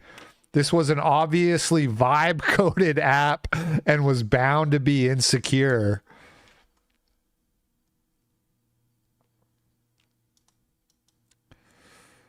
Austin Alfred says calling the T-hack a hack is honestly a stretch. They put everything in a publicly accessible DB, not in the they didn't encrypt sense, in the literally publicly accessible URL sense. So basically you put the URL into your browser and you just get like the text file, I'm assuming. I don't know exactly. I'm out of the game, but it's really simple, basically. The hack is downloading the JPEG files from a publicly accessible URL. Right. Oh, so you load this URL and it has all the JPEG URLs in there for all the users, all their selfies. To have this little security, you would have to actually fight the default platform behavior. By default, Firebase buckets are locked. You'd have to very intentionally set it to public, and it will scream at you and warn endlessly when you try to do so. Okay. I don't know what Firebase is, but I assume it's something like GitHub like that where you're posting your code on there, but it's not supposed to be publicly accessible.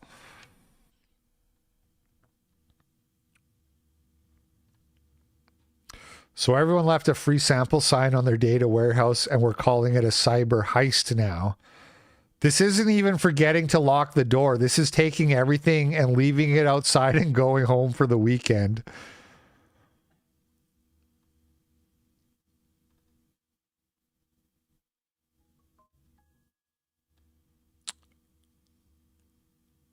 It's a hack. It's unauthorized access that requires specialized skills to execute.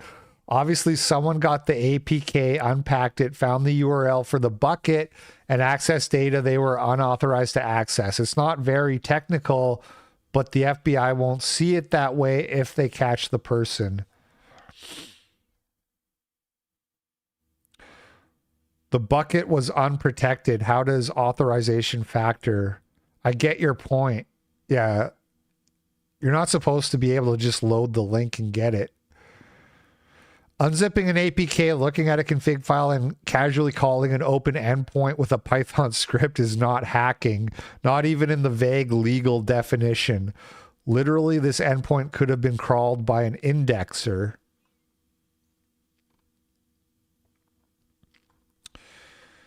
Yeah, that's interesting. To me, it doesn't sound like it should be illegal because this is basic cybersecurity that didn't exist.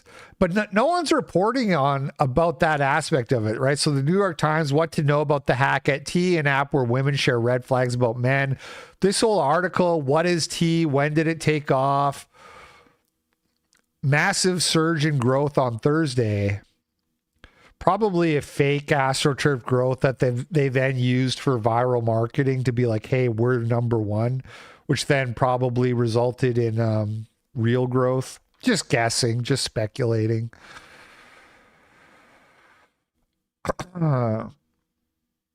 What happened in the breach? This is like the most basic, like they got the data. Whose data was hacked? They don't explain how it got hacked at all, which would involve talking about the utter failure of security on the part of the company. T put out a statement. They said, we identified unauthorized access to our systems and immediately launched a full investigation with assistance from external cybersecurity experts to understand the scope and impact of the incident. A legacy data storage system was compromised. This guy says unauthorized access to our system is a crazy way of saying a dude clicked a link we left in plain text. We identified. You mean you opened Reddit and Twitter and saw everyone talking about it? You can click a link in plain text. Forgive me, copy and pasted. External cybersecurity experts, Chat GPT. The replies on this are pretty funny. Legacy. Bro has been in business for 2.5 minutes. Yeah, when you start a company 3 months late and then 3 months later somebody accesses your legacy systems. There are no legacy data storage systems in production. It's either live or it isn't. Legacy data storage system is a weird way to say database of a newly launched product. They vibe coded it. That's the reality. Yeah, I wouldn't be surprised if this app was coded by Chat GPT. It's new enough. It's new enough that it was probably somebody sat down with an AI and just like was copying and pasting what the AI was giving them. And then they were just like, cool, it works.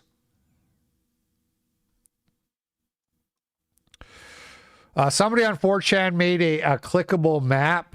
It's called Roasties on Google Maps, where you can click and see where all the users lived in America. And then some absolute legend made their own app called T-Spill, which is basically a hot or not of the users on the website that you can go to and you just get presented with 2 users. Oh, don't tell me it's down. What? Oh, man. Come on. What a shame. That sucks. I looked at this. I did see it live a couple days ago. The users had like ELO scores, right? So if a user beat another user, their ranking would be, it was like an ELO system, like chess ranking. And there was some guy there was some guys on the app, and everybody was like upvoting the guys, which is really funny. My boy Glub Shido is on the leaderboard. Look at this, 252 wins, 31 losses. People were just like voting the men up. 70 wins, 10,000 losses. I can't believe the site is down. That sucks. Because you could look at like the top 10 and the bottom 10. And I wanted to look at it. Ugh, what a shame, you guys. Some people had posted... Oh, what a shame. I just thought the website was going to be working.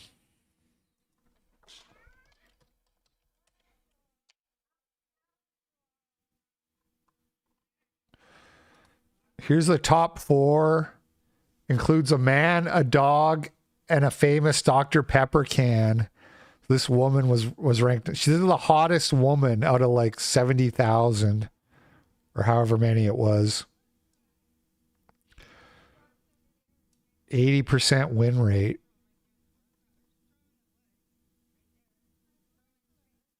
There are some ugly women on this app.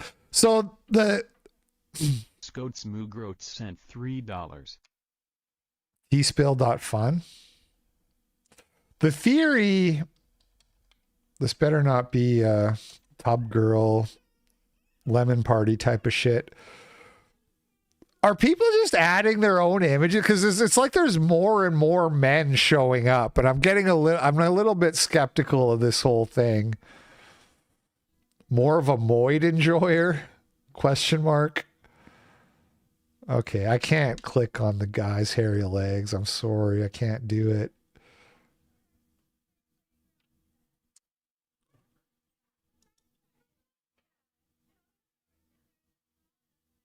Oof. All right, I quit. I quit. Can't win. View the leaderboard.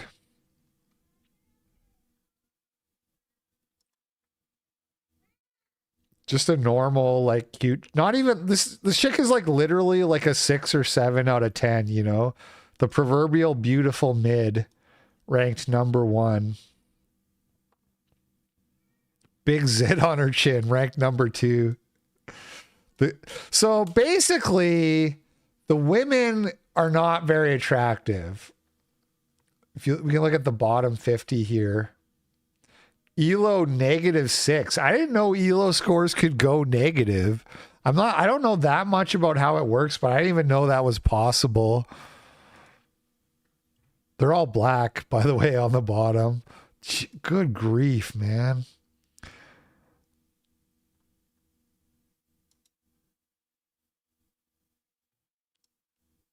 Bruh.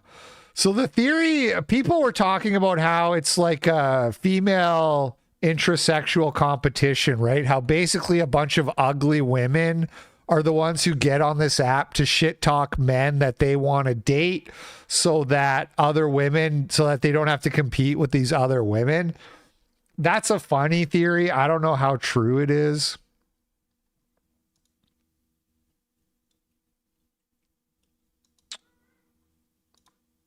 Fifth hottest woman on T app.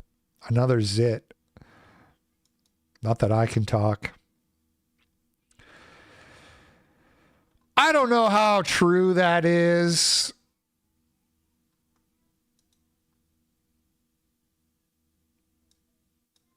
Yeah, there's just I don't think any of these women I would rank above a 7, frankly. And I'm pretty, you know me, I'm pretty generous. I'm pretty generous.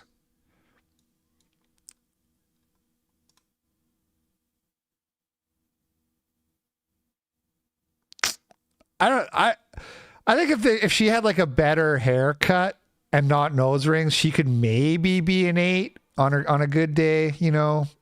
Some of these are close. Okay, I'd give her an 8.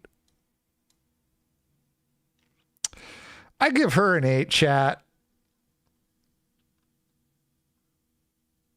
Anyway, we don't need to belabor the point. A lot of nose rings. A lot of nose rings. Anyway, so that's the tea hack. It's funny. And probably the end of the company, I would imagine. And maybe jail time if they ever catch the person who did this. We'll see. Comedian and author Tony Hawks explains why he isn't leaving his son anything in his will. The eternal boomer. $3 LPB like Big Booba 8. I'm not going to go back to it, but she was conventionally attractive and not, you know, she had a nice figure. We'll leave it at that. I'm a married man. My interest in this may have come from the fact that for some reason my father, I had one brother, he said to both of us, I'm not going to leave you anything. And I thought that was rather interesting. It didn't seem to bother me at all. My brother, he wasn't so keen on the idea, but he told us and we knew. And so we had to go out in the... Yeah. Auntie's pimple medication should advertise on tea. That's a good suggestion. If I ran a pimple cream company, I'd be buying ad space on there. Well, knowing that's what was going to happen. A lot of people say, well, look, it's so hard. You've got to help your children. I can't get it out of my head. What about all the children that won't get anything at all? Oh, life isn't fair. Well, fuck my kids, I guess. Life isn't fair, I guess. Fuck my kids. Good luck to you. It's such a weird attitude. It's such a uniquely boomer attitude. It just seems very unfair on them that through an accident of birth... Because guess what? Other people are helping their kids. And now your kids, because of your own choices, are the ones who have to live in an unfair system where they're competing with people who got more help than they did. Okay? So it's almost like life isn't fair and the only solution is to win. Some people get a leg up, some people get a massive leg up, some people get a little leg up, but they're not going to get anything. And I don't know why I think that way. I just think it isn't fair because my son hasn't done anything other than be born to me to earn that money. This is what total demoralization looks like. This is what total radical individualism looks like.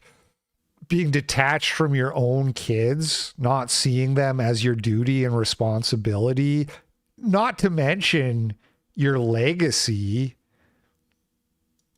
So I think we need to think again. Myself, I know I'm pretty much on my own on this, but I'm not sure whether just an automatic leaving things to family is relevant anymore. Fucking boomers, man. Used to be, but not so sure anymore. Well, you're wrong. You're just wrong. All right. And this brings us to the IQ section. Man, I didn't think it was going to take so long to get through all that stuff. Here we are, though. All right. So my boy True Dill Tom. Who here remembers True Dill Tom from back in the day on YouTube? Only real OGs will remember. He's back and he's making new content. It's a little bit less politics brained than his old stuff, but still good content. And he's got one about this YoungHoon Kim guy who supposedly has the highest IQ in the world, claims to have an IQ of 276, and got a lot of attention when he proclaimed that Jesus was the truth. You know, Christians very excited. Oh, the highest IQ man in the world says that Jesus is the Son of God. Very cool. Thank you, YoungHoon Kim. Very cool. I myself was guilty of this, but Trudeau Tom has made a very convincing case, I think, that this guy is a fraud and a grifter. Let's take a look. YoungHoon Kim is a South Korean scientist who claims to hold the world's highest IQ score of 276. This guy seemingly came out of nowhere and blew up on X overnight, mostly after posting about Trump, US politics, and Jesus. He starts every post with, "From the world's highest IQ record holder." Despite this, most information about YoungHoon Kim's IQ come from his own website or derivative articles with very little primary evidence to back up his claims. We will also see that saying you have an IQ of 276 is statistically meaningless and doesn't even make sense scientifically. In response to these accusations, YoungHoon Kim has not been transparent, often locking his replies or posting extremely bizarre responses about how not believing his IQ claims is blasphemy against God. YoungHoon Kim is very culty, often taking his responses straight out of the cult leader playbook. Despite this, YoungHoon Kim has also been widely celebrated by Christian apologists for tweeting about Jesus. Well, sorry to disappoint you, atheists, but here's another win for us religious nutjobs. Turns out the world's highest IQ genius just looked at militant atheism and said, nah, I'll take Jesus. And he says Christianity is not just plausible, it's essential. His name is Dr. YoungHoon Kim, and his IQ is 276. Yes, you heard that right. He has also stated that Donald Trump is the only president chosen by God. And you know, Christianity itself isn't in the scope of this video. If you didn't know, I live in the Balkans and I'm actually posting this video from the Church of Saint Sava. This video is straight up blessed. This isn't going to be content cop Jesus. That's cause Jesus Christ is my nigga. Instead, we're going to be assessing YoungHoon Kim's IQ claims and seeing if he is a Giga Chad genius or really a big Dumbo.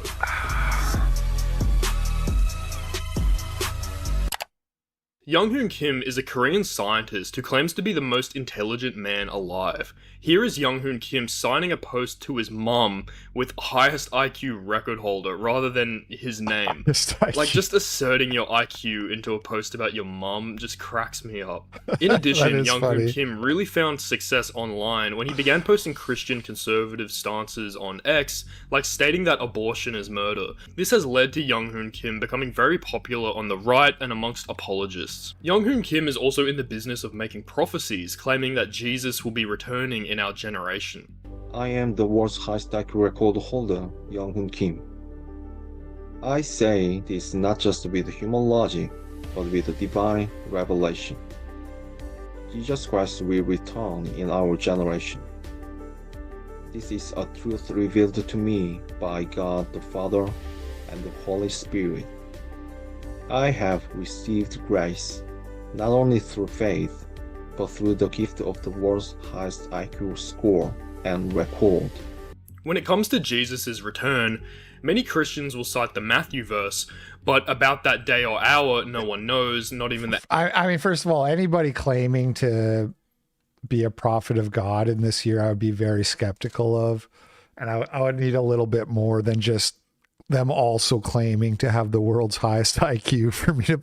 Also, though, like no other high IQ person acts this way.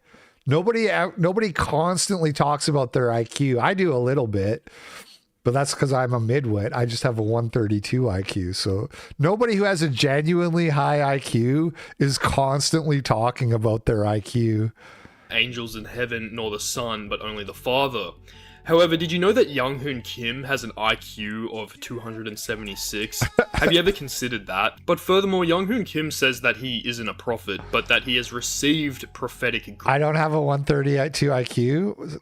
What do you mean by that? I literally do. You want to see the proof? You see that? You know what that means? That means not welcome. It doesn't, there you go. Doesn't work at all. I'd say one. Well, the official actual real IQ test that I said says 132. So you're wrong and you're stupid. And I would say for you, I would say 98. That's what I would say. But unlike you, I have actually taken a real IQ test, an actual real IQ test scored by a real psychologist. Power tripping mods. This is that fucking ham radio guy. Get the fuck out. Did Gabber leave? All right, back to the video. Race. And here I think it should start to become apparent that YoungHoon Kim is very delusional and narcissistic. I don't see as, by the way, he's saying I'm looking for the score. Well, 132 is the minimum to get into Mensa. So I can't be in Mensa and be lower than 132. And yes, I did just squeeze in. Thank you. Thank you for noticing. It's like he is trying to construct a persona of exclusive access to God or divine truth as a way to establish authority and control. This is concerning because this is a very common tactic for cult leaders. One of the most controversial ex-posts from YoungHoon Kim was concerning abortion, in which he stated that if you are pro-choice, you aren't Christian. In the replies, you can see many Christians would agree with YoungHoon Kim's statement, but you can also see Christians stating that disagreeing on political issues doesn't exclude you from the faith, and bragging about your IQ constantly also seems very un-Christian. When you try to look into YoungHoon Kim's claims about his own intelligence, Guilty. it is hard to find primary sources that aren't just YoungHoon Kim saying so. There are a lot of highly derivative articles published after YoungHoon Kim blew up on X, just repeating his own claims, but it's hard to find any solid evidence. Now, YoungHoon Kim claims honorary doctorates and professorships from institutions like American Management University or City University of Paris. These are unaccredited institutions not recognized by academic bodies like the HEDD. Often the unaccredited universities serve as degree mills where there are low examination or learning assessment standards, and people can basically pay money to have a piece of paper with master's or PhD written on it that matches their self-assessment of their own abilities. But in addition, Kim claims recognition from organizations like the World Mind Sports Council and the World Memory Championships. Let's first start with his credentials, okay? Because this guy, again, he is no lightweight when it comes to his intelligence. Here you have another one. Certificate of recognition is hereby granted to YoungHoon Kim, is recognized as the person with the highest IQ 276 score in the world from the World Memory Championships, World Memory Sports Council. This is pretty awesome. Certificate of title. This is to certify that Dr. YoungHoon Kim is hereby awarded this certificate of title in recognition of the world's highest IQ confirmed by World Memory Championships and World Memory Sports. On and on and on. He's got all these things written out, but these organizations focus on memory sports, not IQ testing, which is typically handled by psychological bodies using standardized tests, so they aren't relevant authorities on IQ. Now, YoungHoon Kim has also claimed to be recognized by official world records, so you might think, oh, a Guinness World Record holder, you say? Well, no, it's official world records. It's a different organization and is considered much less reputable than Guinness when it comes to IQ measuring. And YoungHoon Kim often posts about being associated with Guinness Book of World Records in loose language that might make you think he is a Guinness World Record holder, but Guinness World Records stopped recognizing IQ records in 1989. YoungHoon Kim also claims to be head of the Giga Society. As you would expect, this is like a Galaxy brand club for people who hold an IQ over 190. Apparently there are only 9 members the world over. If you visit the website linked by YoungHoon Kim, you will 15 standard deviations? No, 190 isn't 15. What? So, oh, standard deviation is 15 points, right? So, but how many? What is that? So 60, that's 4, and then 2 more, so 6. Quick maths. That's quick Mensa maths there. 6 standard deviations above the norm. Realize it was created in So that's like 99.9 percentile, probably. 2022. This is despite Giga Society having existed since 2009. A little bit of digging shows that YoungHoon Kim's site is one that he created, and there is yet another website belonging to Giga Society from its inception in 2009. What's more, this older site mentions that there are many frauds using the organization's name. Warning, it has been known to occur that internet-based groups started by imposters made unauthorized use of the name Giga Society or some variant or misspelling thereof. Such groups are not affiliated with the Giga Society, and membership in them under no circumstances entitles one to call oneself a member of the Giga Society.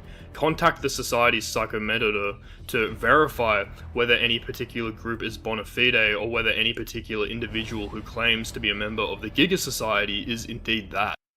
The guy speaking is True Dill Tom. So it seems that there are two different Giga Societies, one created by YoungHoon Kim and a much older one sharing the same name, and there is also very little information on any of the members of this society. This sounds incriminating, but in a weird way, it doesn't really matter because experts will tell you that a society for people with IQs above 190 is bullshit, let alone the whopping 276 that YoungHoon Kim claims. There are many reasons why this is nonsense, but I just want to focus on one. We are complete number cells here at TDT, and so let's have Chud briefly explain why scoring an IQ of 276 is nonsense. Basically, IQ is distributed along a bell curve like this, the average being 100 in the middle. When you start getting higher than 160, which is 4 standard deviations higher than the average, the data becomes so sparse that scoring there is meaningless. So why is this the case? I'm going to have Jordan Peterson explain this next part. You know, this is what all the Patreon money goes to. It goes to getting the highest IQ celebrities. In the last video, we had Jason Statham. Now we got Jordan Peterson. So shout out to the Patreon subscribers for funding this. Well, IQ is measured relative to the population. Using a normal distribution, IQ is not an absolute measurement like height or weight. It's a relative ranking tool derived from how well someone performs on a set of cognitive tasks compared to the norm. The further you are from the norm, the less precise the measurement becomes. It ain't easy being green. Here's 12 rules for life. 1. Take out a loan to keep gambling. A 160 IQ is already over 4 standard deviations from the mean. That is only 1 in 30,000 people. An IQ of 276 would be almost 12 standard deviations from the mean. That corresponds to a probability of about 1 in 10 to the power of 31. That is 1 in 10 non-nillion. A non-nillion is a Non-nillion. 1 in 10 non-nillion. By the way, so my wife, Allison, she wants to test me on the my civics test that's coming up soon, actually. And I was like, I'm fine. I don't want to study. And she's like, no, you got a lot wrong. And I was like, okay, just ask me the 10 hardest questions, and if I get 6 out of 10 of those right, then I don't have to study anymore, because they only ask you 10 questions and you need to get 60% to pass. So she asks me 5 of the hardest questions and I got them all wrong. And then I pulled up my phone and I was like calculating the odds of getting, there's 100 questions, right? And I calculated what are the odds of getting the 10 hardest out of 100 randomly selected. And it was like 1 in 7 trillion. And then I said, I'm still not studying. Number so astronomically large, it exceeds the total number of humans who have ever lived. By saying he has an IQ of 276, YoungHoon Kim is saying he is smarter than 10 non-nillion. Yeah, dude, it's 10 questions. You only need to get 6 of them right. And some of the questions are like, what is the rule of law? And the answer is like that you have to follow the law. That was such a weird question, which I was like, what do you mean? Like, you have to. Another one is like, what does the Supreme Court do? I'm like, make judgments on cases. Correct. It's crazy. I can't imagine failing the test. But some of them are hard. Some of them are like, who is your congressman for your, county in Washington? And it's like, I don't fucking know that. people and everybody who has ever existed. Which is just a straight up silly statement. Saying you have an IQ of 276 is like saying your IQ is blue or red. It just means nothing. Also, I thought it was funny that YoungHoon Kim stated that Jesus had the highest IQ in human history. If Kim has an IQ of 276, which means he is smarter than everyone who has ever existed, then the existence of just one person with a higher IQ than him actually invalidates his claim. So him saying that Jesus had a higher IQ actually logically contradicts his IQ of 276. Okay, that's enough maths for one video. That's enough maths for my entire f***ing channel. Maths. I did think, though, that saying Christianity is the smartest religion went hard. My advice to young men for a long time now has been that instead of making videos about YoungHoon, you should be out there getting some YoungHoon. I've been thinking about this a lot. So this raises the question, how the fuck good. did YoungHoon Kim even do a test that could reliably give him an IQ score that high? Well, YoungHoon Kim asserts that his IQ score is verified by several organizations, including World Mind Sports Council and the World Memory Championships. As we mentioned earlier, these are not relevant authorities when it comes to IQ. It also turns out many of these galaxy brain, high IQ, the face went to intelligent societies actually have their own proprietary tests that aren't accepted by the wider academic community. The Mega Society, which YoungHoon Kim claims to be a member of, has this article on their website explaining that they use a special Mega test. The first paragraph reads, in 1982, American philosopher Ronald Holtful, who claims to have an IQ of 164 or 125 to 175, depending on which cognitive abilities they're tapping into, or 190 on a good day. So the first thing you notice is that this website's just full of spelling mistakes, and they also just use a lot of bizarre language like on a good day or depending what cognitive abilities they're tapping into, and it's just very unscientific language and not really what you would expect in something like an academic article. The site also mentions that this there are actually different there's like verbal IQ, spatial IQ. There are different sort of accepted fields in psychometrics. The test that Chris Langan took in order to confirm his record-breaking IQ. This is when Chris Langan is basically a known fraud at this point. But nonetheless, YoungHoon Kim cites many different societies, which appears to create an impressive resume. However, many of these societies, like the United States Sigma Intelligence Association, which he founded, by the way, appear to just be very interconnected to him and lack independent verification.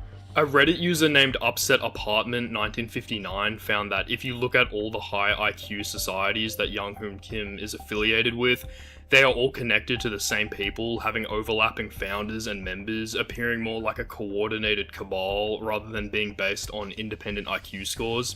Upset Apartment said the following, quote, World Guinness Book of Records discontinued IQ recognitions in 1989 because the last person tricked them, but still got publicity and worldwide fame from it. The last legit IQ recognized by them was 197, achieved by Christopher Harding. Interestingly, 1989 was when Brain Trust UK was founded by Tony Buzan, which is the founding body of Giga Society, the high IQ society website that puts Kim's IQ at the very top. Tony Buzan passed away a few years ago, but guess who was his spiritual successor and mentor? Yup, Kim. Kim took over the reins, as it appears, according to Namu Wiki.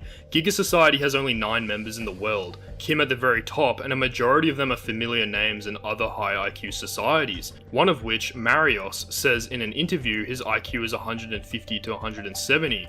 Actual geniuses like Terence Tao are not members but mentioned in separate top 10 lists that have no affiliation with Giga Society except one name, Kim.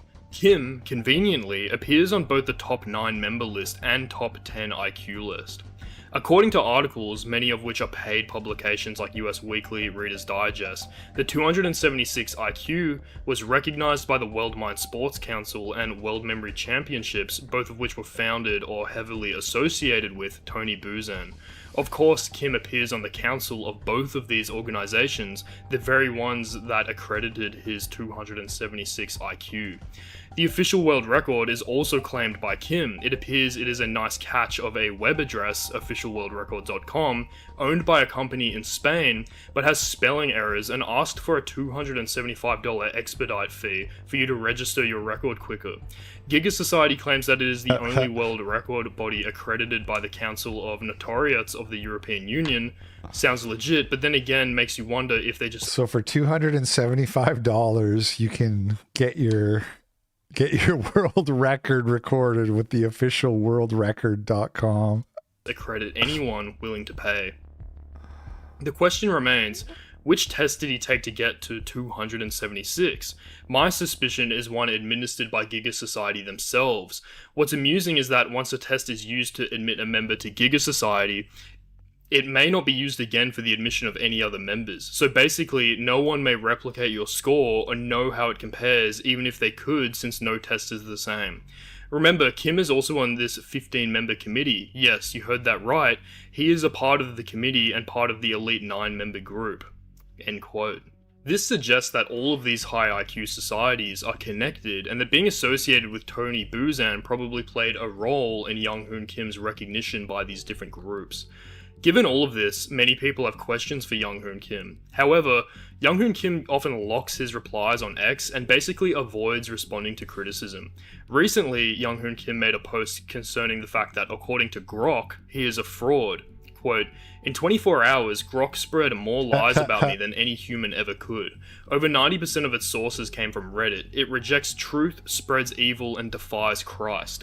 The Bible says all liars will burn. Jesus is the truth. Grok commits spiritual murder." End quote. This delusional and narcissistic response is becoming of a wannabe cult leader. Amongst cults, it is common for dissent to be reframed as spiritual blindness. This makes followers not trust their own judgment and fear doubting the leader. In this case, if Grok is spreading false information about YoungHoon Kim, it is unclear how that is relevant to defying God, unless of course YoungHoon Kim thinks he is God, which to be honest, I think is likely. He has also tweeted the truth spreads through Joe Rogan, so maybe he thinks Joe Rogan is God too. What's more, in this post, Kim doesn't address the fact that his alleged IQ is statistically impossible or any of the most damning pieces of evidence that he is indeed a fraud. YoungHoon Kim isn't the first person to dubiously claim to be the smartest person in the world, to then go on and promote a specific ideology online. It's also obvious why such a move would be successful as far as gaining fame and attention. It makes people who don't think critically feel more secure in their beliefs. If someone really smart agrees with me, then I don't have to worry about having good reasons for my beliefs. I can feel safe.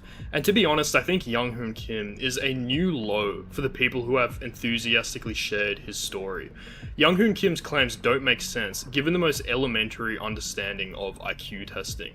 And so people who bring up YoungHoon Kim as evidence of anything are really just showing evidence that they have a very low IQ. I have been TDT. Hope you enjoyed the video. Catch you guys on the flip side.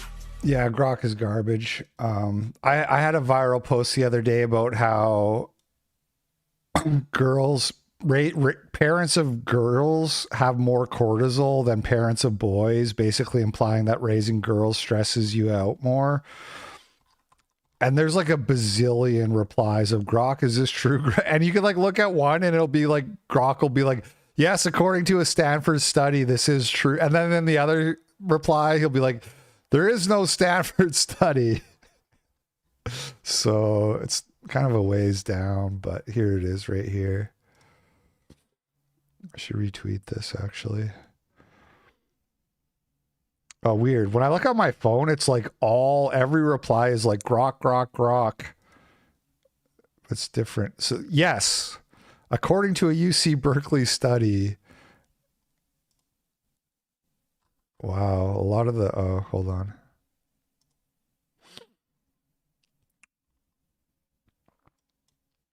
Grok, fact check this. The claim of 2 times higher cortisol spikes from raising daughters lacks substantiation. No UC Berkeley study confirms it. I am convinced this guy's a grifter. I mean, the most damning piece of evidence is just the fact that 276 doesn't make sense. And I get what he's saying. Like, I understand that part of the argument. So, okay. And then here's a video saying that Chris Langan's IQ score is also fake. I'm not going to watch the whole thing. I'm going to go have lunch soon, but we'll watch a little bit here. This one I'm much less convinced by. Chris Langan's but I didn't watch fake the whole thing. IQ score. Chris Langan is an American man who is credited by some sources with an IQ score of 195. Chris himself claims it is, quote, somewhere between 190 and 210, end quote. Other people regard this score as fraudulent, such as science communicator Dave Farina of the YouTube channel Professor Dave Explains, who has stated, quote, you'd think that if every single interview with this guy is going to center around this singular statistic, that we'd have seen some physical evidence of this test result at some point. No, just... It's such a weird argue. Like, how do people think IQ scores work? Like, you have to carry around the test that's marked and be like, here's my test. You can look at the red ink to see which ones I got right and what, you know what I mean? And as if you couldn't fake that if you wanted to. It's so weird. Where's the proof, man? Show me the physical evidence of your IQ score. It's like it's the same thing with like the Mensa card. You can show people this and then they're like, you think that's proof? I mean, it's as good as you're gonna fucking get, dude. At the end of the day, I know what I did with the test, so I really don't care that much if people believe me or not. But it's weird that they think that there is some way you could prove beyond any doubt what your IQ score is when there isn't. Maybe taking the test in front of the person and then having a psychologist come and grade the test in front of them. Maybe that would convince them. That's right. I know my truth. Me? Okay, continue. End quote. But YouTuber Omni claims, quote, Chris had his IQ tested and scored live on ABC News in the early 2000s. Here, have a look, end quote. Helpfully, Omni cites his sources in his video description, adding the note, quote, there are too many sources to include, but this is extensive and comprehensive enough, end quote. I read Omni's sources and I wasn't convinced by them. And the more I looked into Chris Langan, the more I became convinced that there's no credible evidence he has an IQ of 160 or higher. Omni's own sources do not support this conclusion. Chris claims he is a genius. At 7 minutes 44 in his video, Omni asserts, quote, Chris has never claimed I am a genius, end quote. This is a bold statement to make, given Chris is on public record saying he is a genius. I clicked on this video. I was like, "Oh, let's hear the." And it's like it starts off weird, right? I'm here to know, is Chris Langan's IQ real? Is his IQ score real, or is it fake and gay? And the start of the video is like some YouTuber called Omni said Chris Langan never claimed to be a genius. It's like, what the fuck is this? It feels like a personal beef between two YouTubers, the guy who made this and this other Omni guy. This is Veritas et Caritas. It feels more like he just has a beef with this Omni guy than whatever the point is he's trying to get to. In fact, in Dave's video, he shows an excerpt from Chris's interview with Michael Knowles of the Daily Wire, in which Michael asks Chris, quote, are you a genius? End quote. And Chris responds, quote, well, you're kind of putting me on the spot, aren't you? You're forcing me to say either no, in which case, you know, it's all hype, or you're forcing me to say yes. I'll probably say yes. I am a genius by most of the criteria, the definitive criteria of genius. I think you'd have to consider me a genius. Yeah, end quote. That is indisputable evidence that Chris has claimed he is a genius, and it's in the video of Dave's which Omni is critiquing, so I don't know how Omni missed it. Maybe he didn't watch all of Dave's video. Trudell Tom is not anti-Christian Holocaust. I had already watched Dave's video before I watched Omni's, so when I heard Omni stating Chris has never claimed he is a genius, I wondered how he could have drawn that conclusion after watching Dave's video. I even went back to Dave's video just to confirm that I had read. By the way, I have an interview with True Deal Tom on the locals that we did months ago, probably almost a year ago at this point. And I'm pretty sure we talked about religion. I know we talked about it at least in private. I can't remember if that was in the video or not. Remembered it correctly. And having watched it again, I honestly can't understand how Omni missed the part in which Chris states explicitly, quote, "I'll probably say yes, I am a genius. By most of the criteria, the definitive criteria of genius, I think you'd have to consider me a genius," end quote. ABC's 2020 show does not prove Chris's IQ score.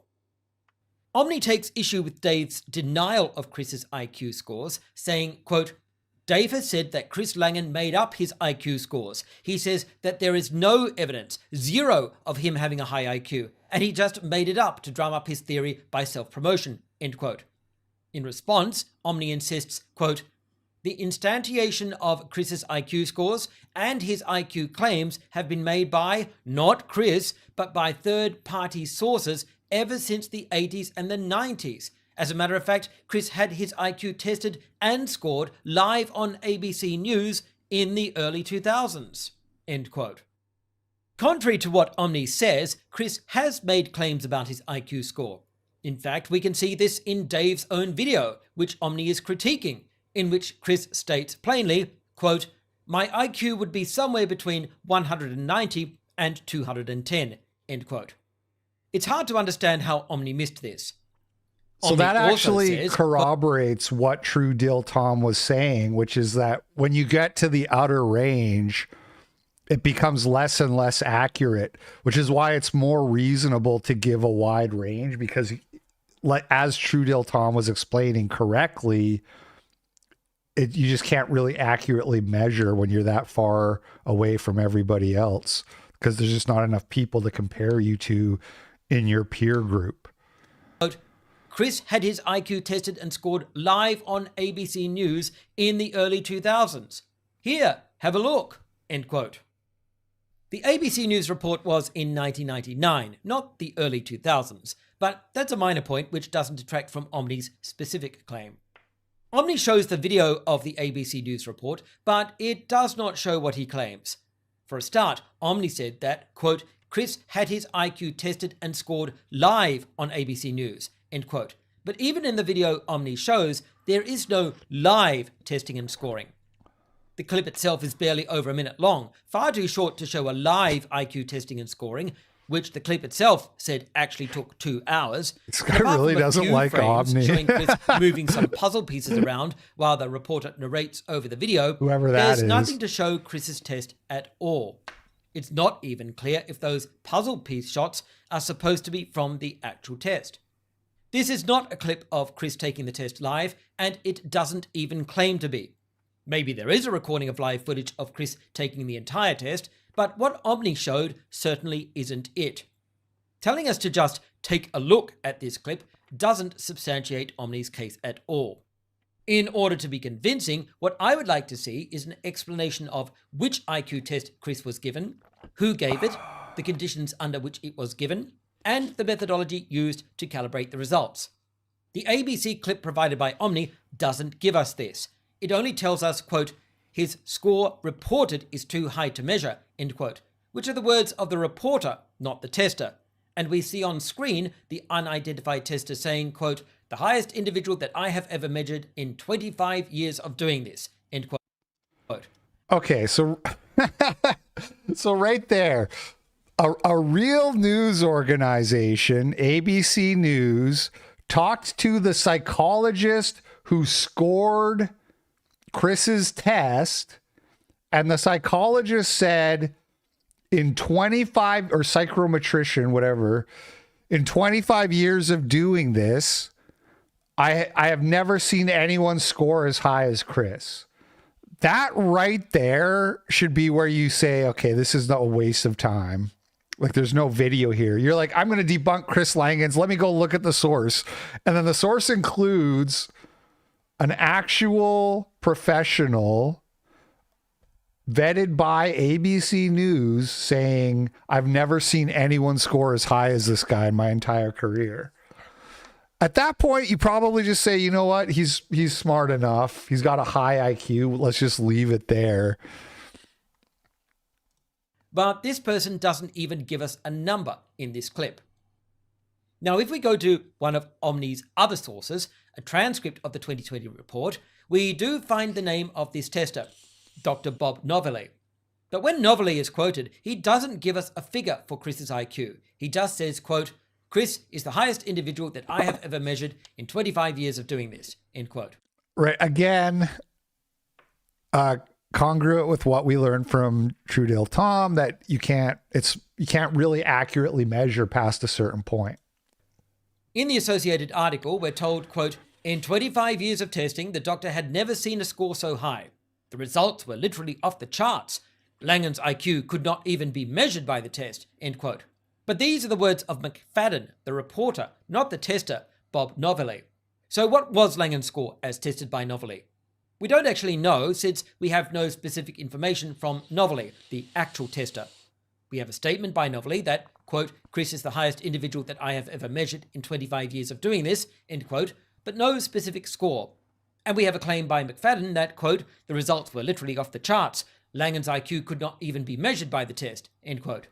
Given this was a formal test, Chris should have received physical documentation. I don't know how you don't just pack it in results, right there. And he should really be showing photos of that report. In the transcript of the 2020 piece, McFadden comments, quote, in the past, his IQ has been measured at 195, end quote. But that clearly isn't talking about the score resulting from Novelli's test, and it's unclear when and how that score was achieved. This same score is cited in the ABC News clip used by Omni, who seems to just take it as established fact without questioning where it came from and whether it's valid. According to the CTMU Wiki, a site created to explain Chris's cognitive theoretic model of the universe, his theory of everything, the test used by the ABC 2020 show was, quote, the WACE 3 test, end quote. This is the Vechsler Adult Intelligence Scale Edition 3, created in 1997. This test has a maximum score of 160, so it cannot possibly have measured Chris's IQ as high as 195. I think that's a mistake. I could be wrong, but I believe that what you score on the test is not what your IQ score is, right? So let's say that I'm guessing here, but probably the test has a maximum of 160 questions where each question is worth 1 point, or maybe it's less than that and some of the questions are worth more than others. But either way, so you score up to 160 on the test, and then somebody who knows how to use your how to convert that can turn it into what your actual IQ score is. We could actually just like Google this right now. WACE 3 score to IQ conversion.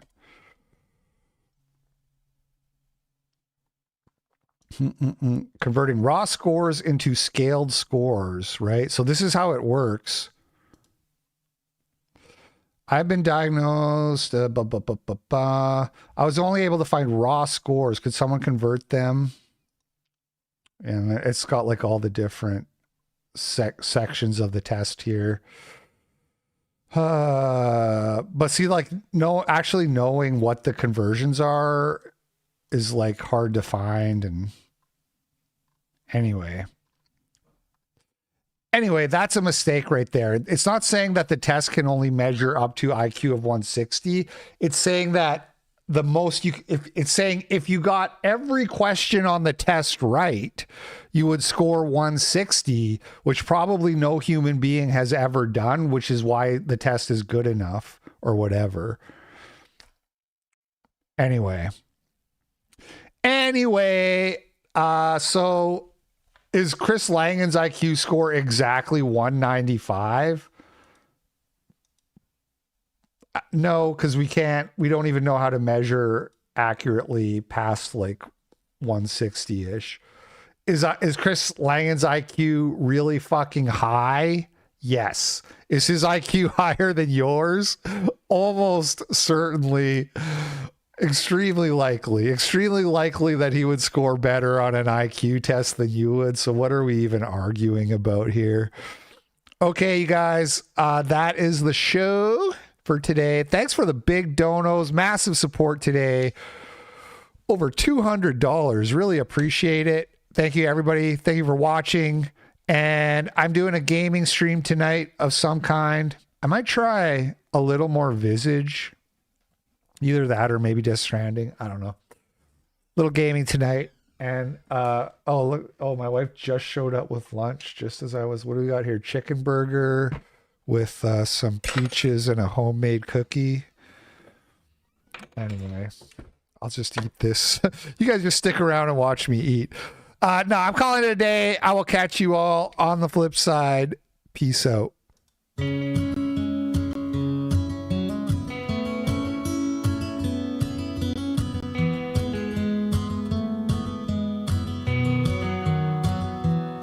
I was born in a prison with no hope for escape. I got used to the silence as I stuck in my cage. You cannot miss what you have never seen before. But deep inside you know there must be more. You cannot miss what you have never seen before. But deep inside you know there must be more.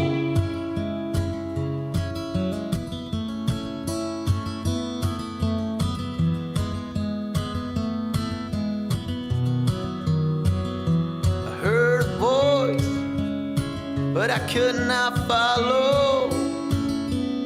It was a language I didn't know. I seen a light and it used to blind me. Was it real or just a dream? No, you cannot miss what you have never seen before. Deep inside you know there must be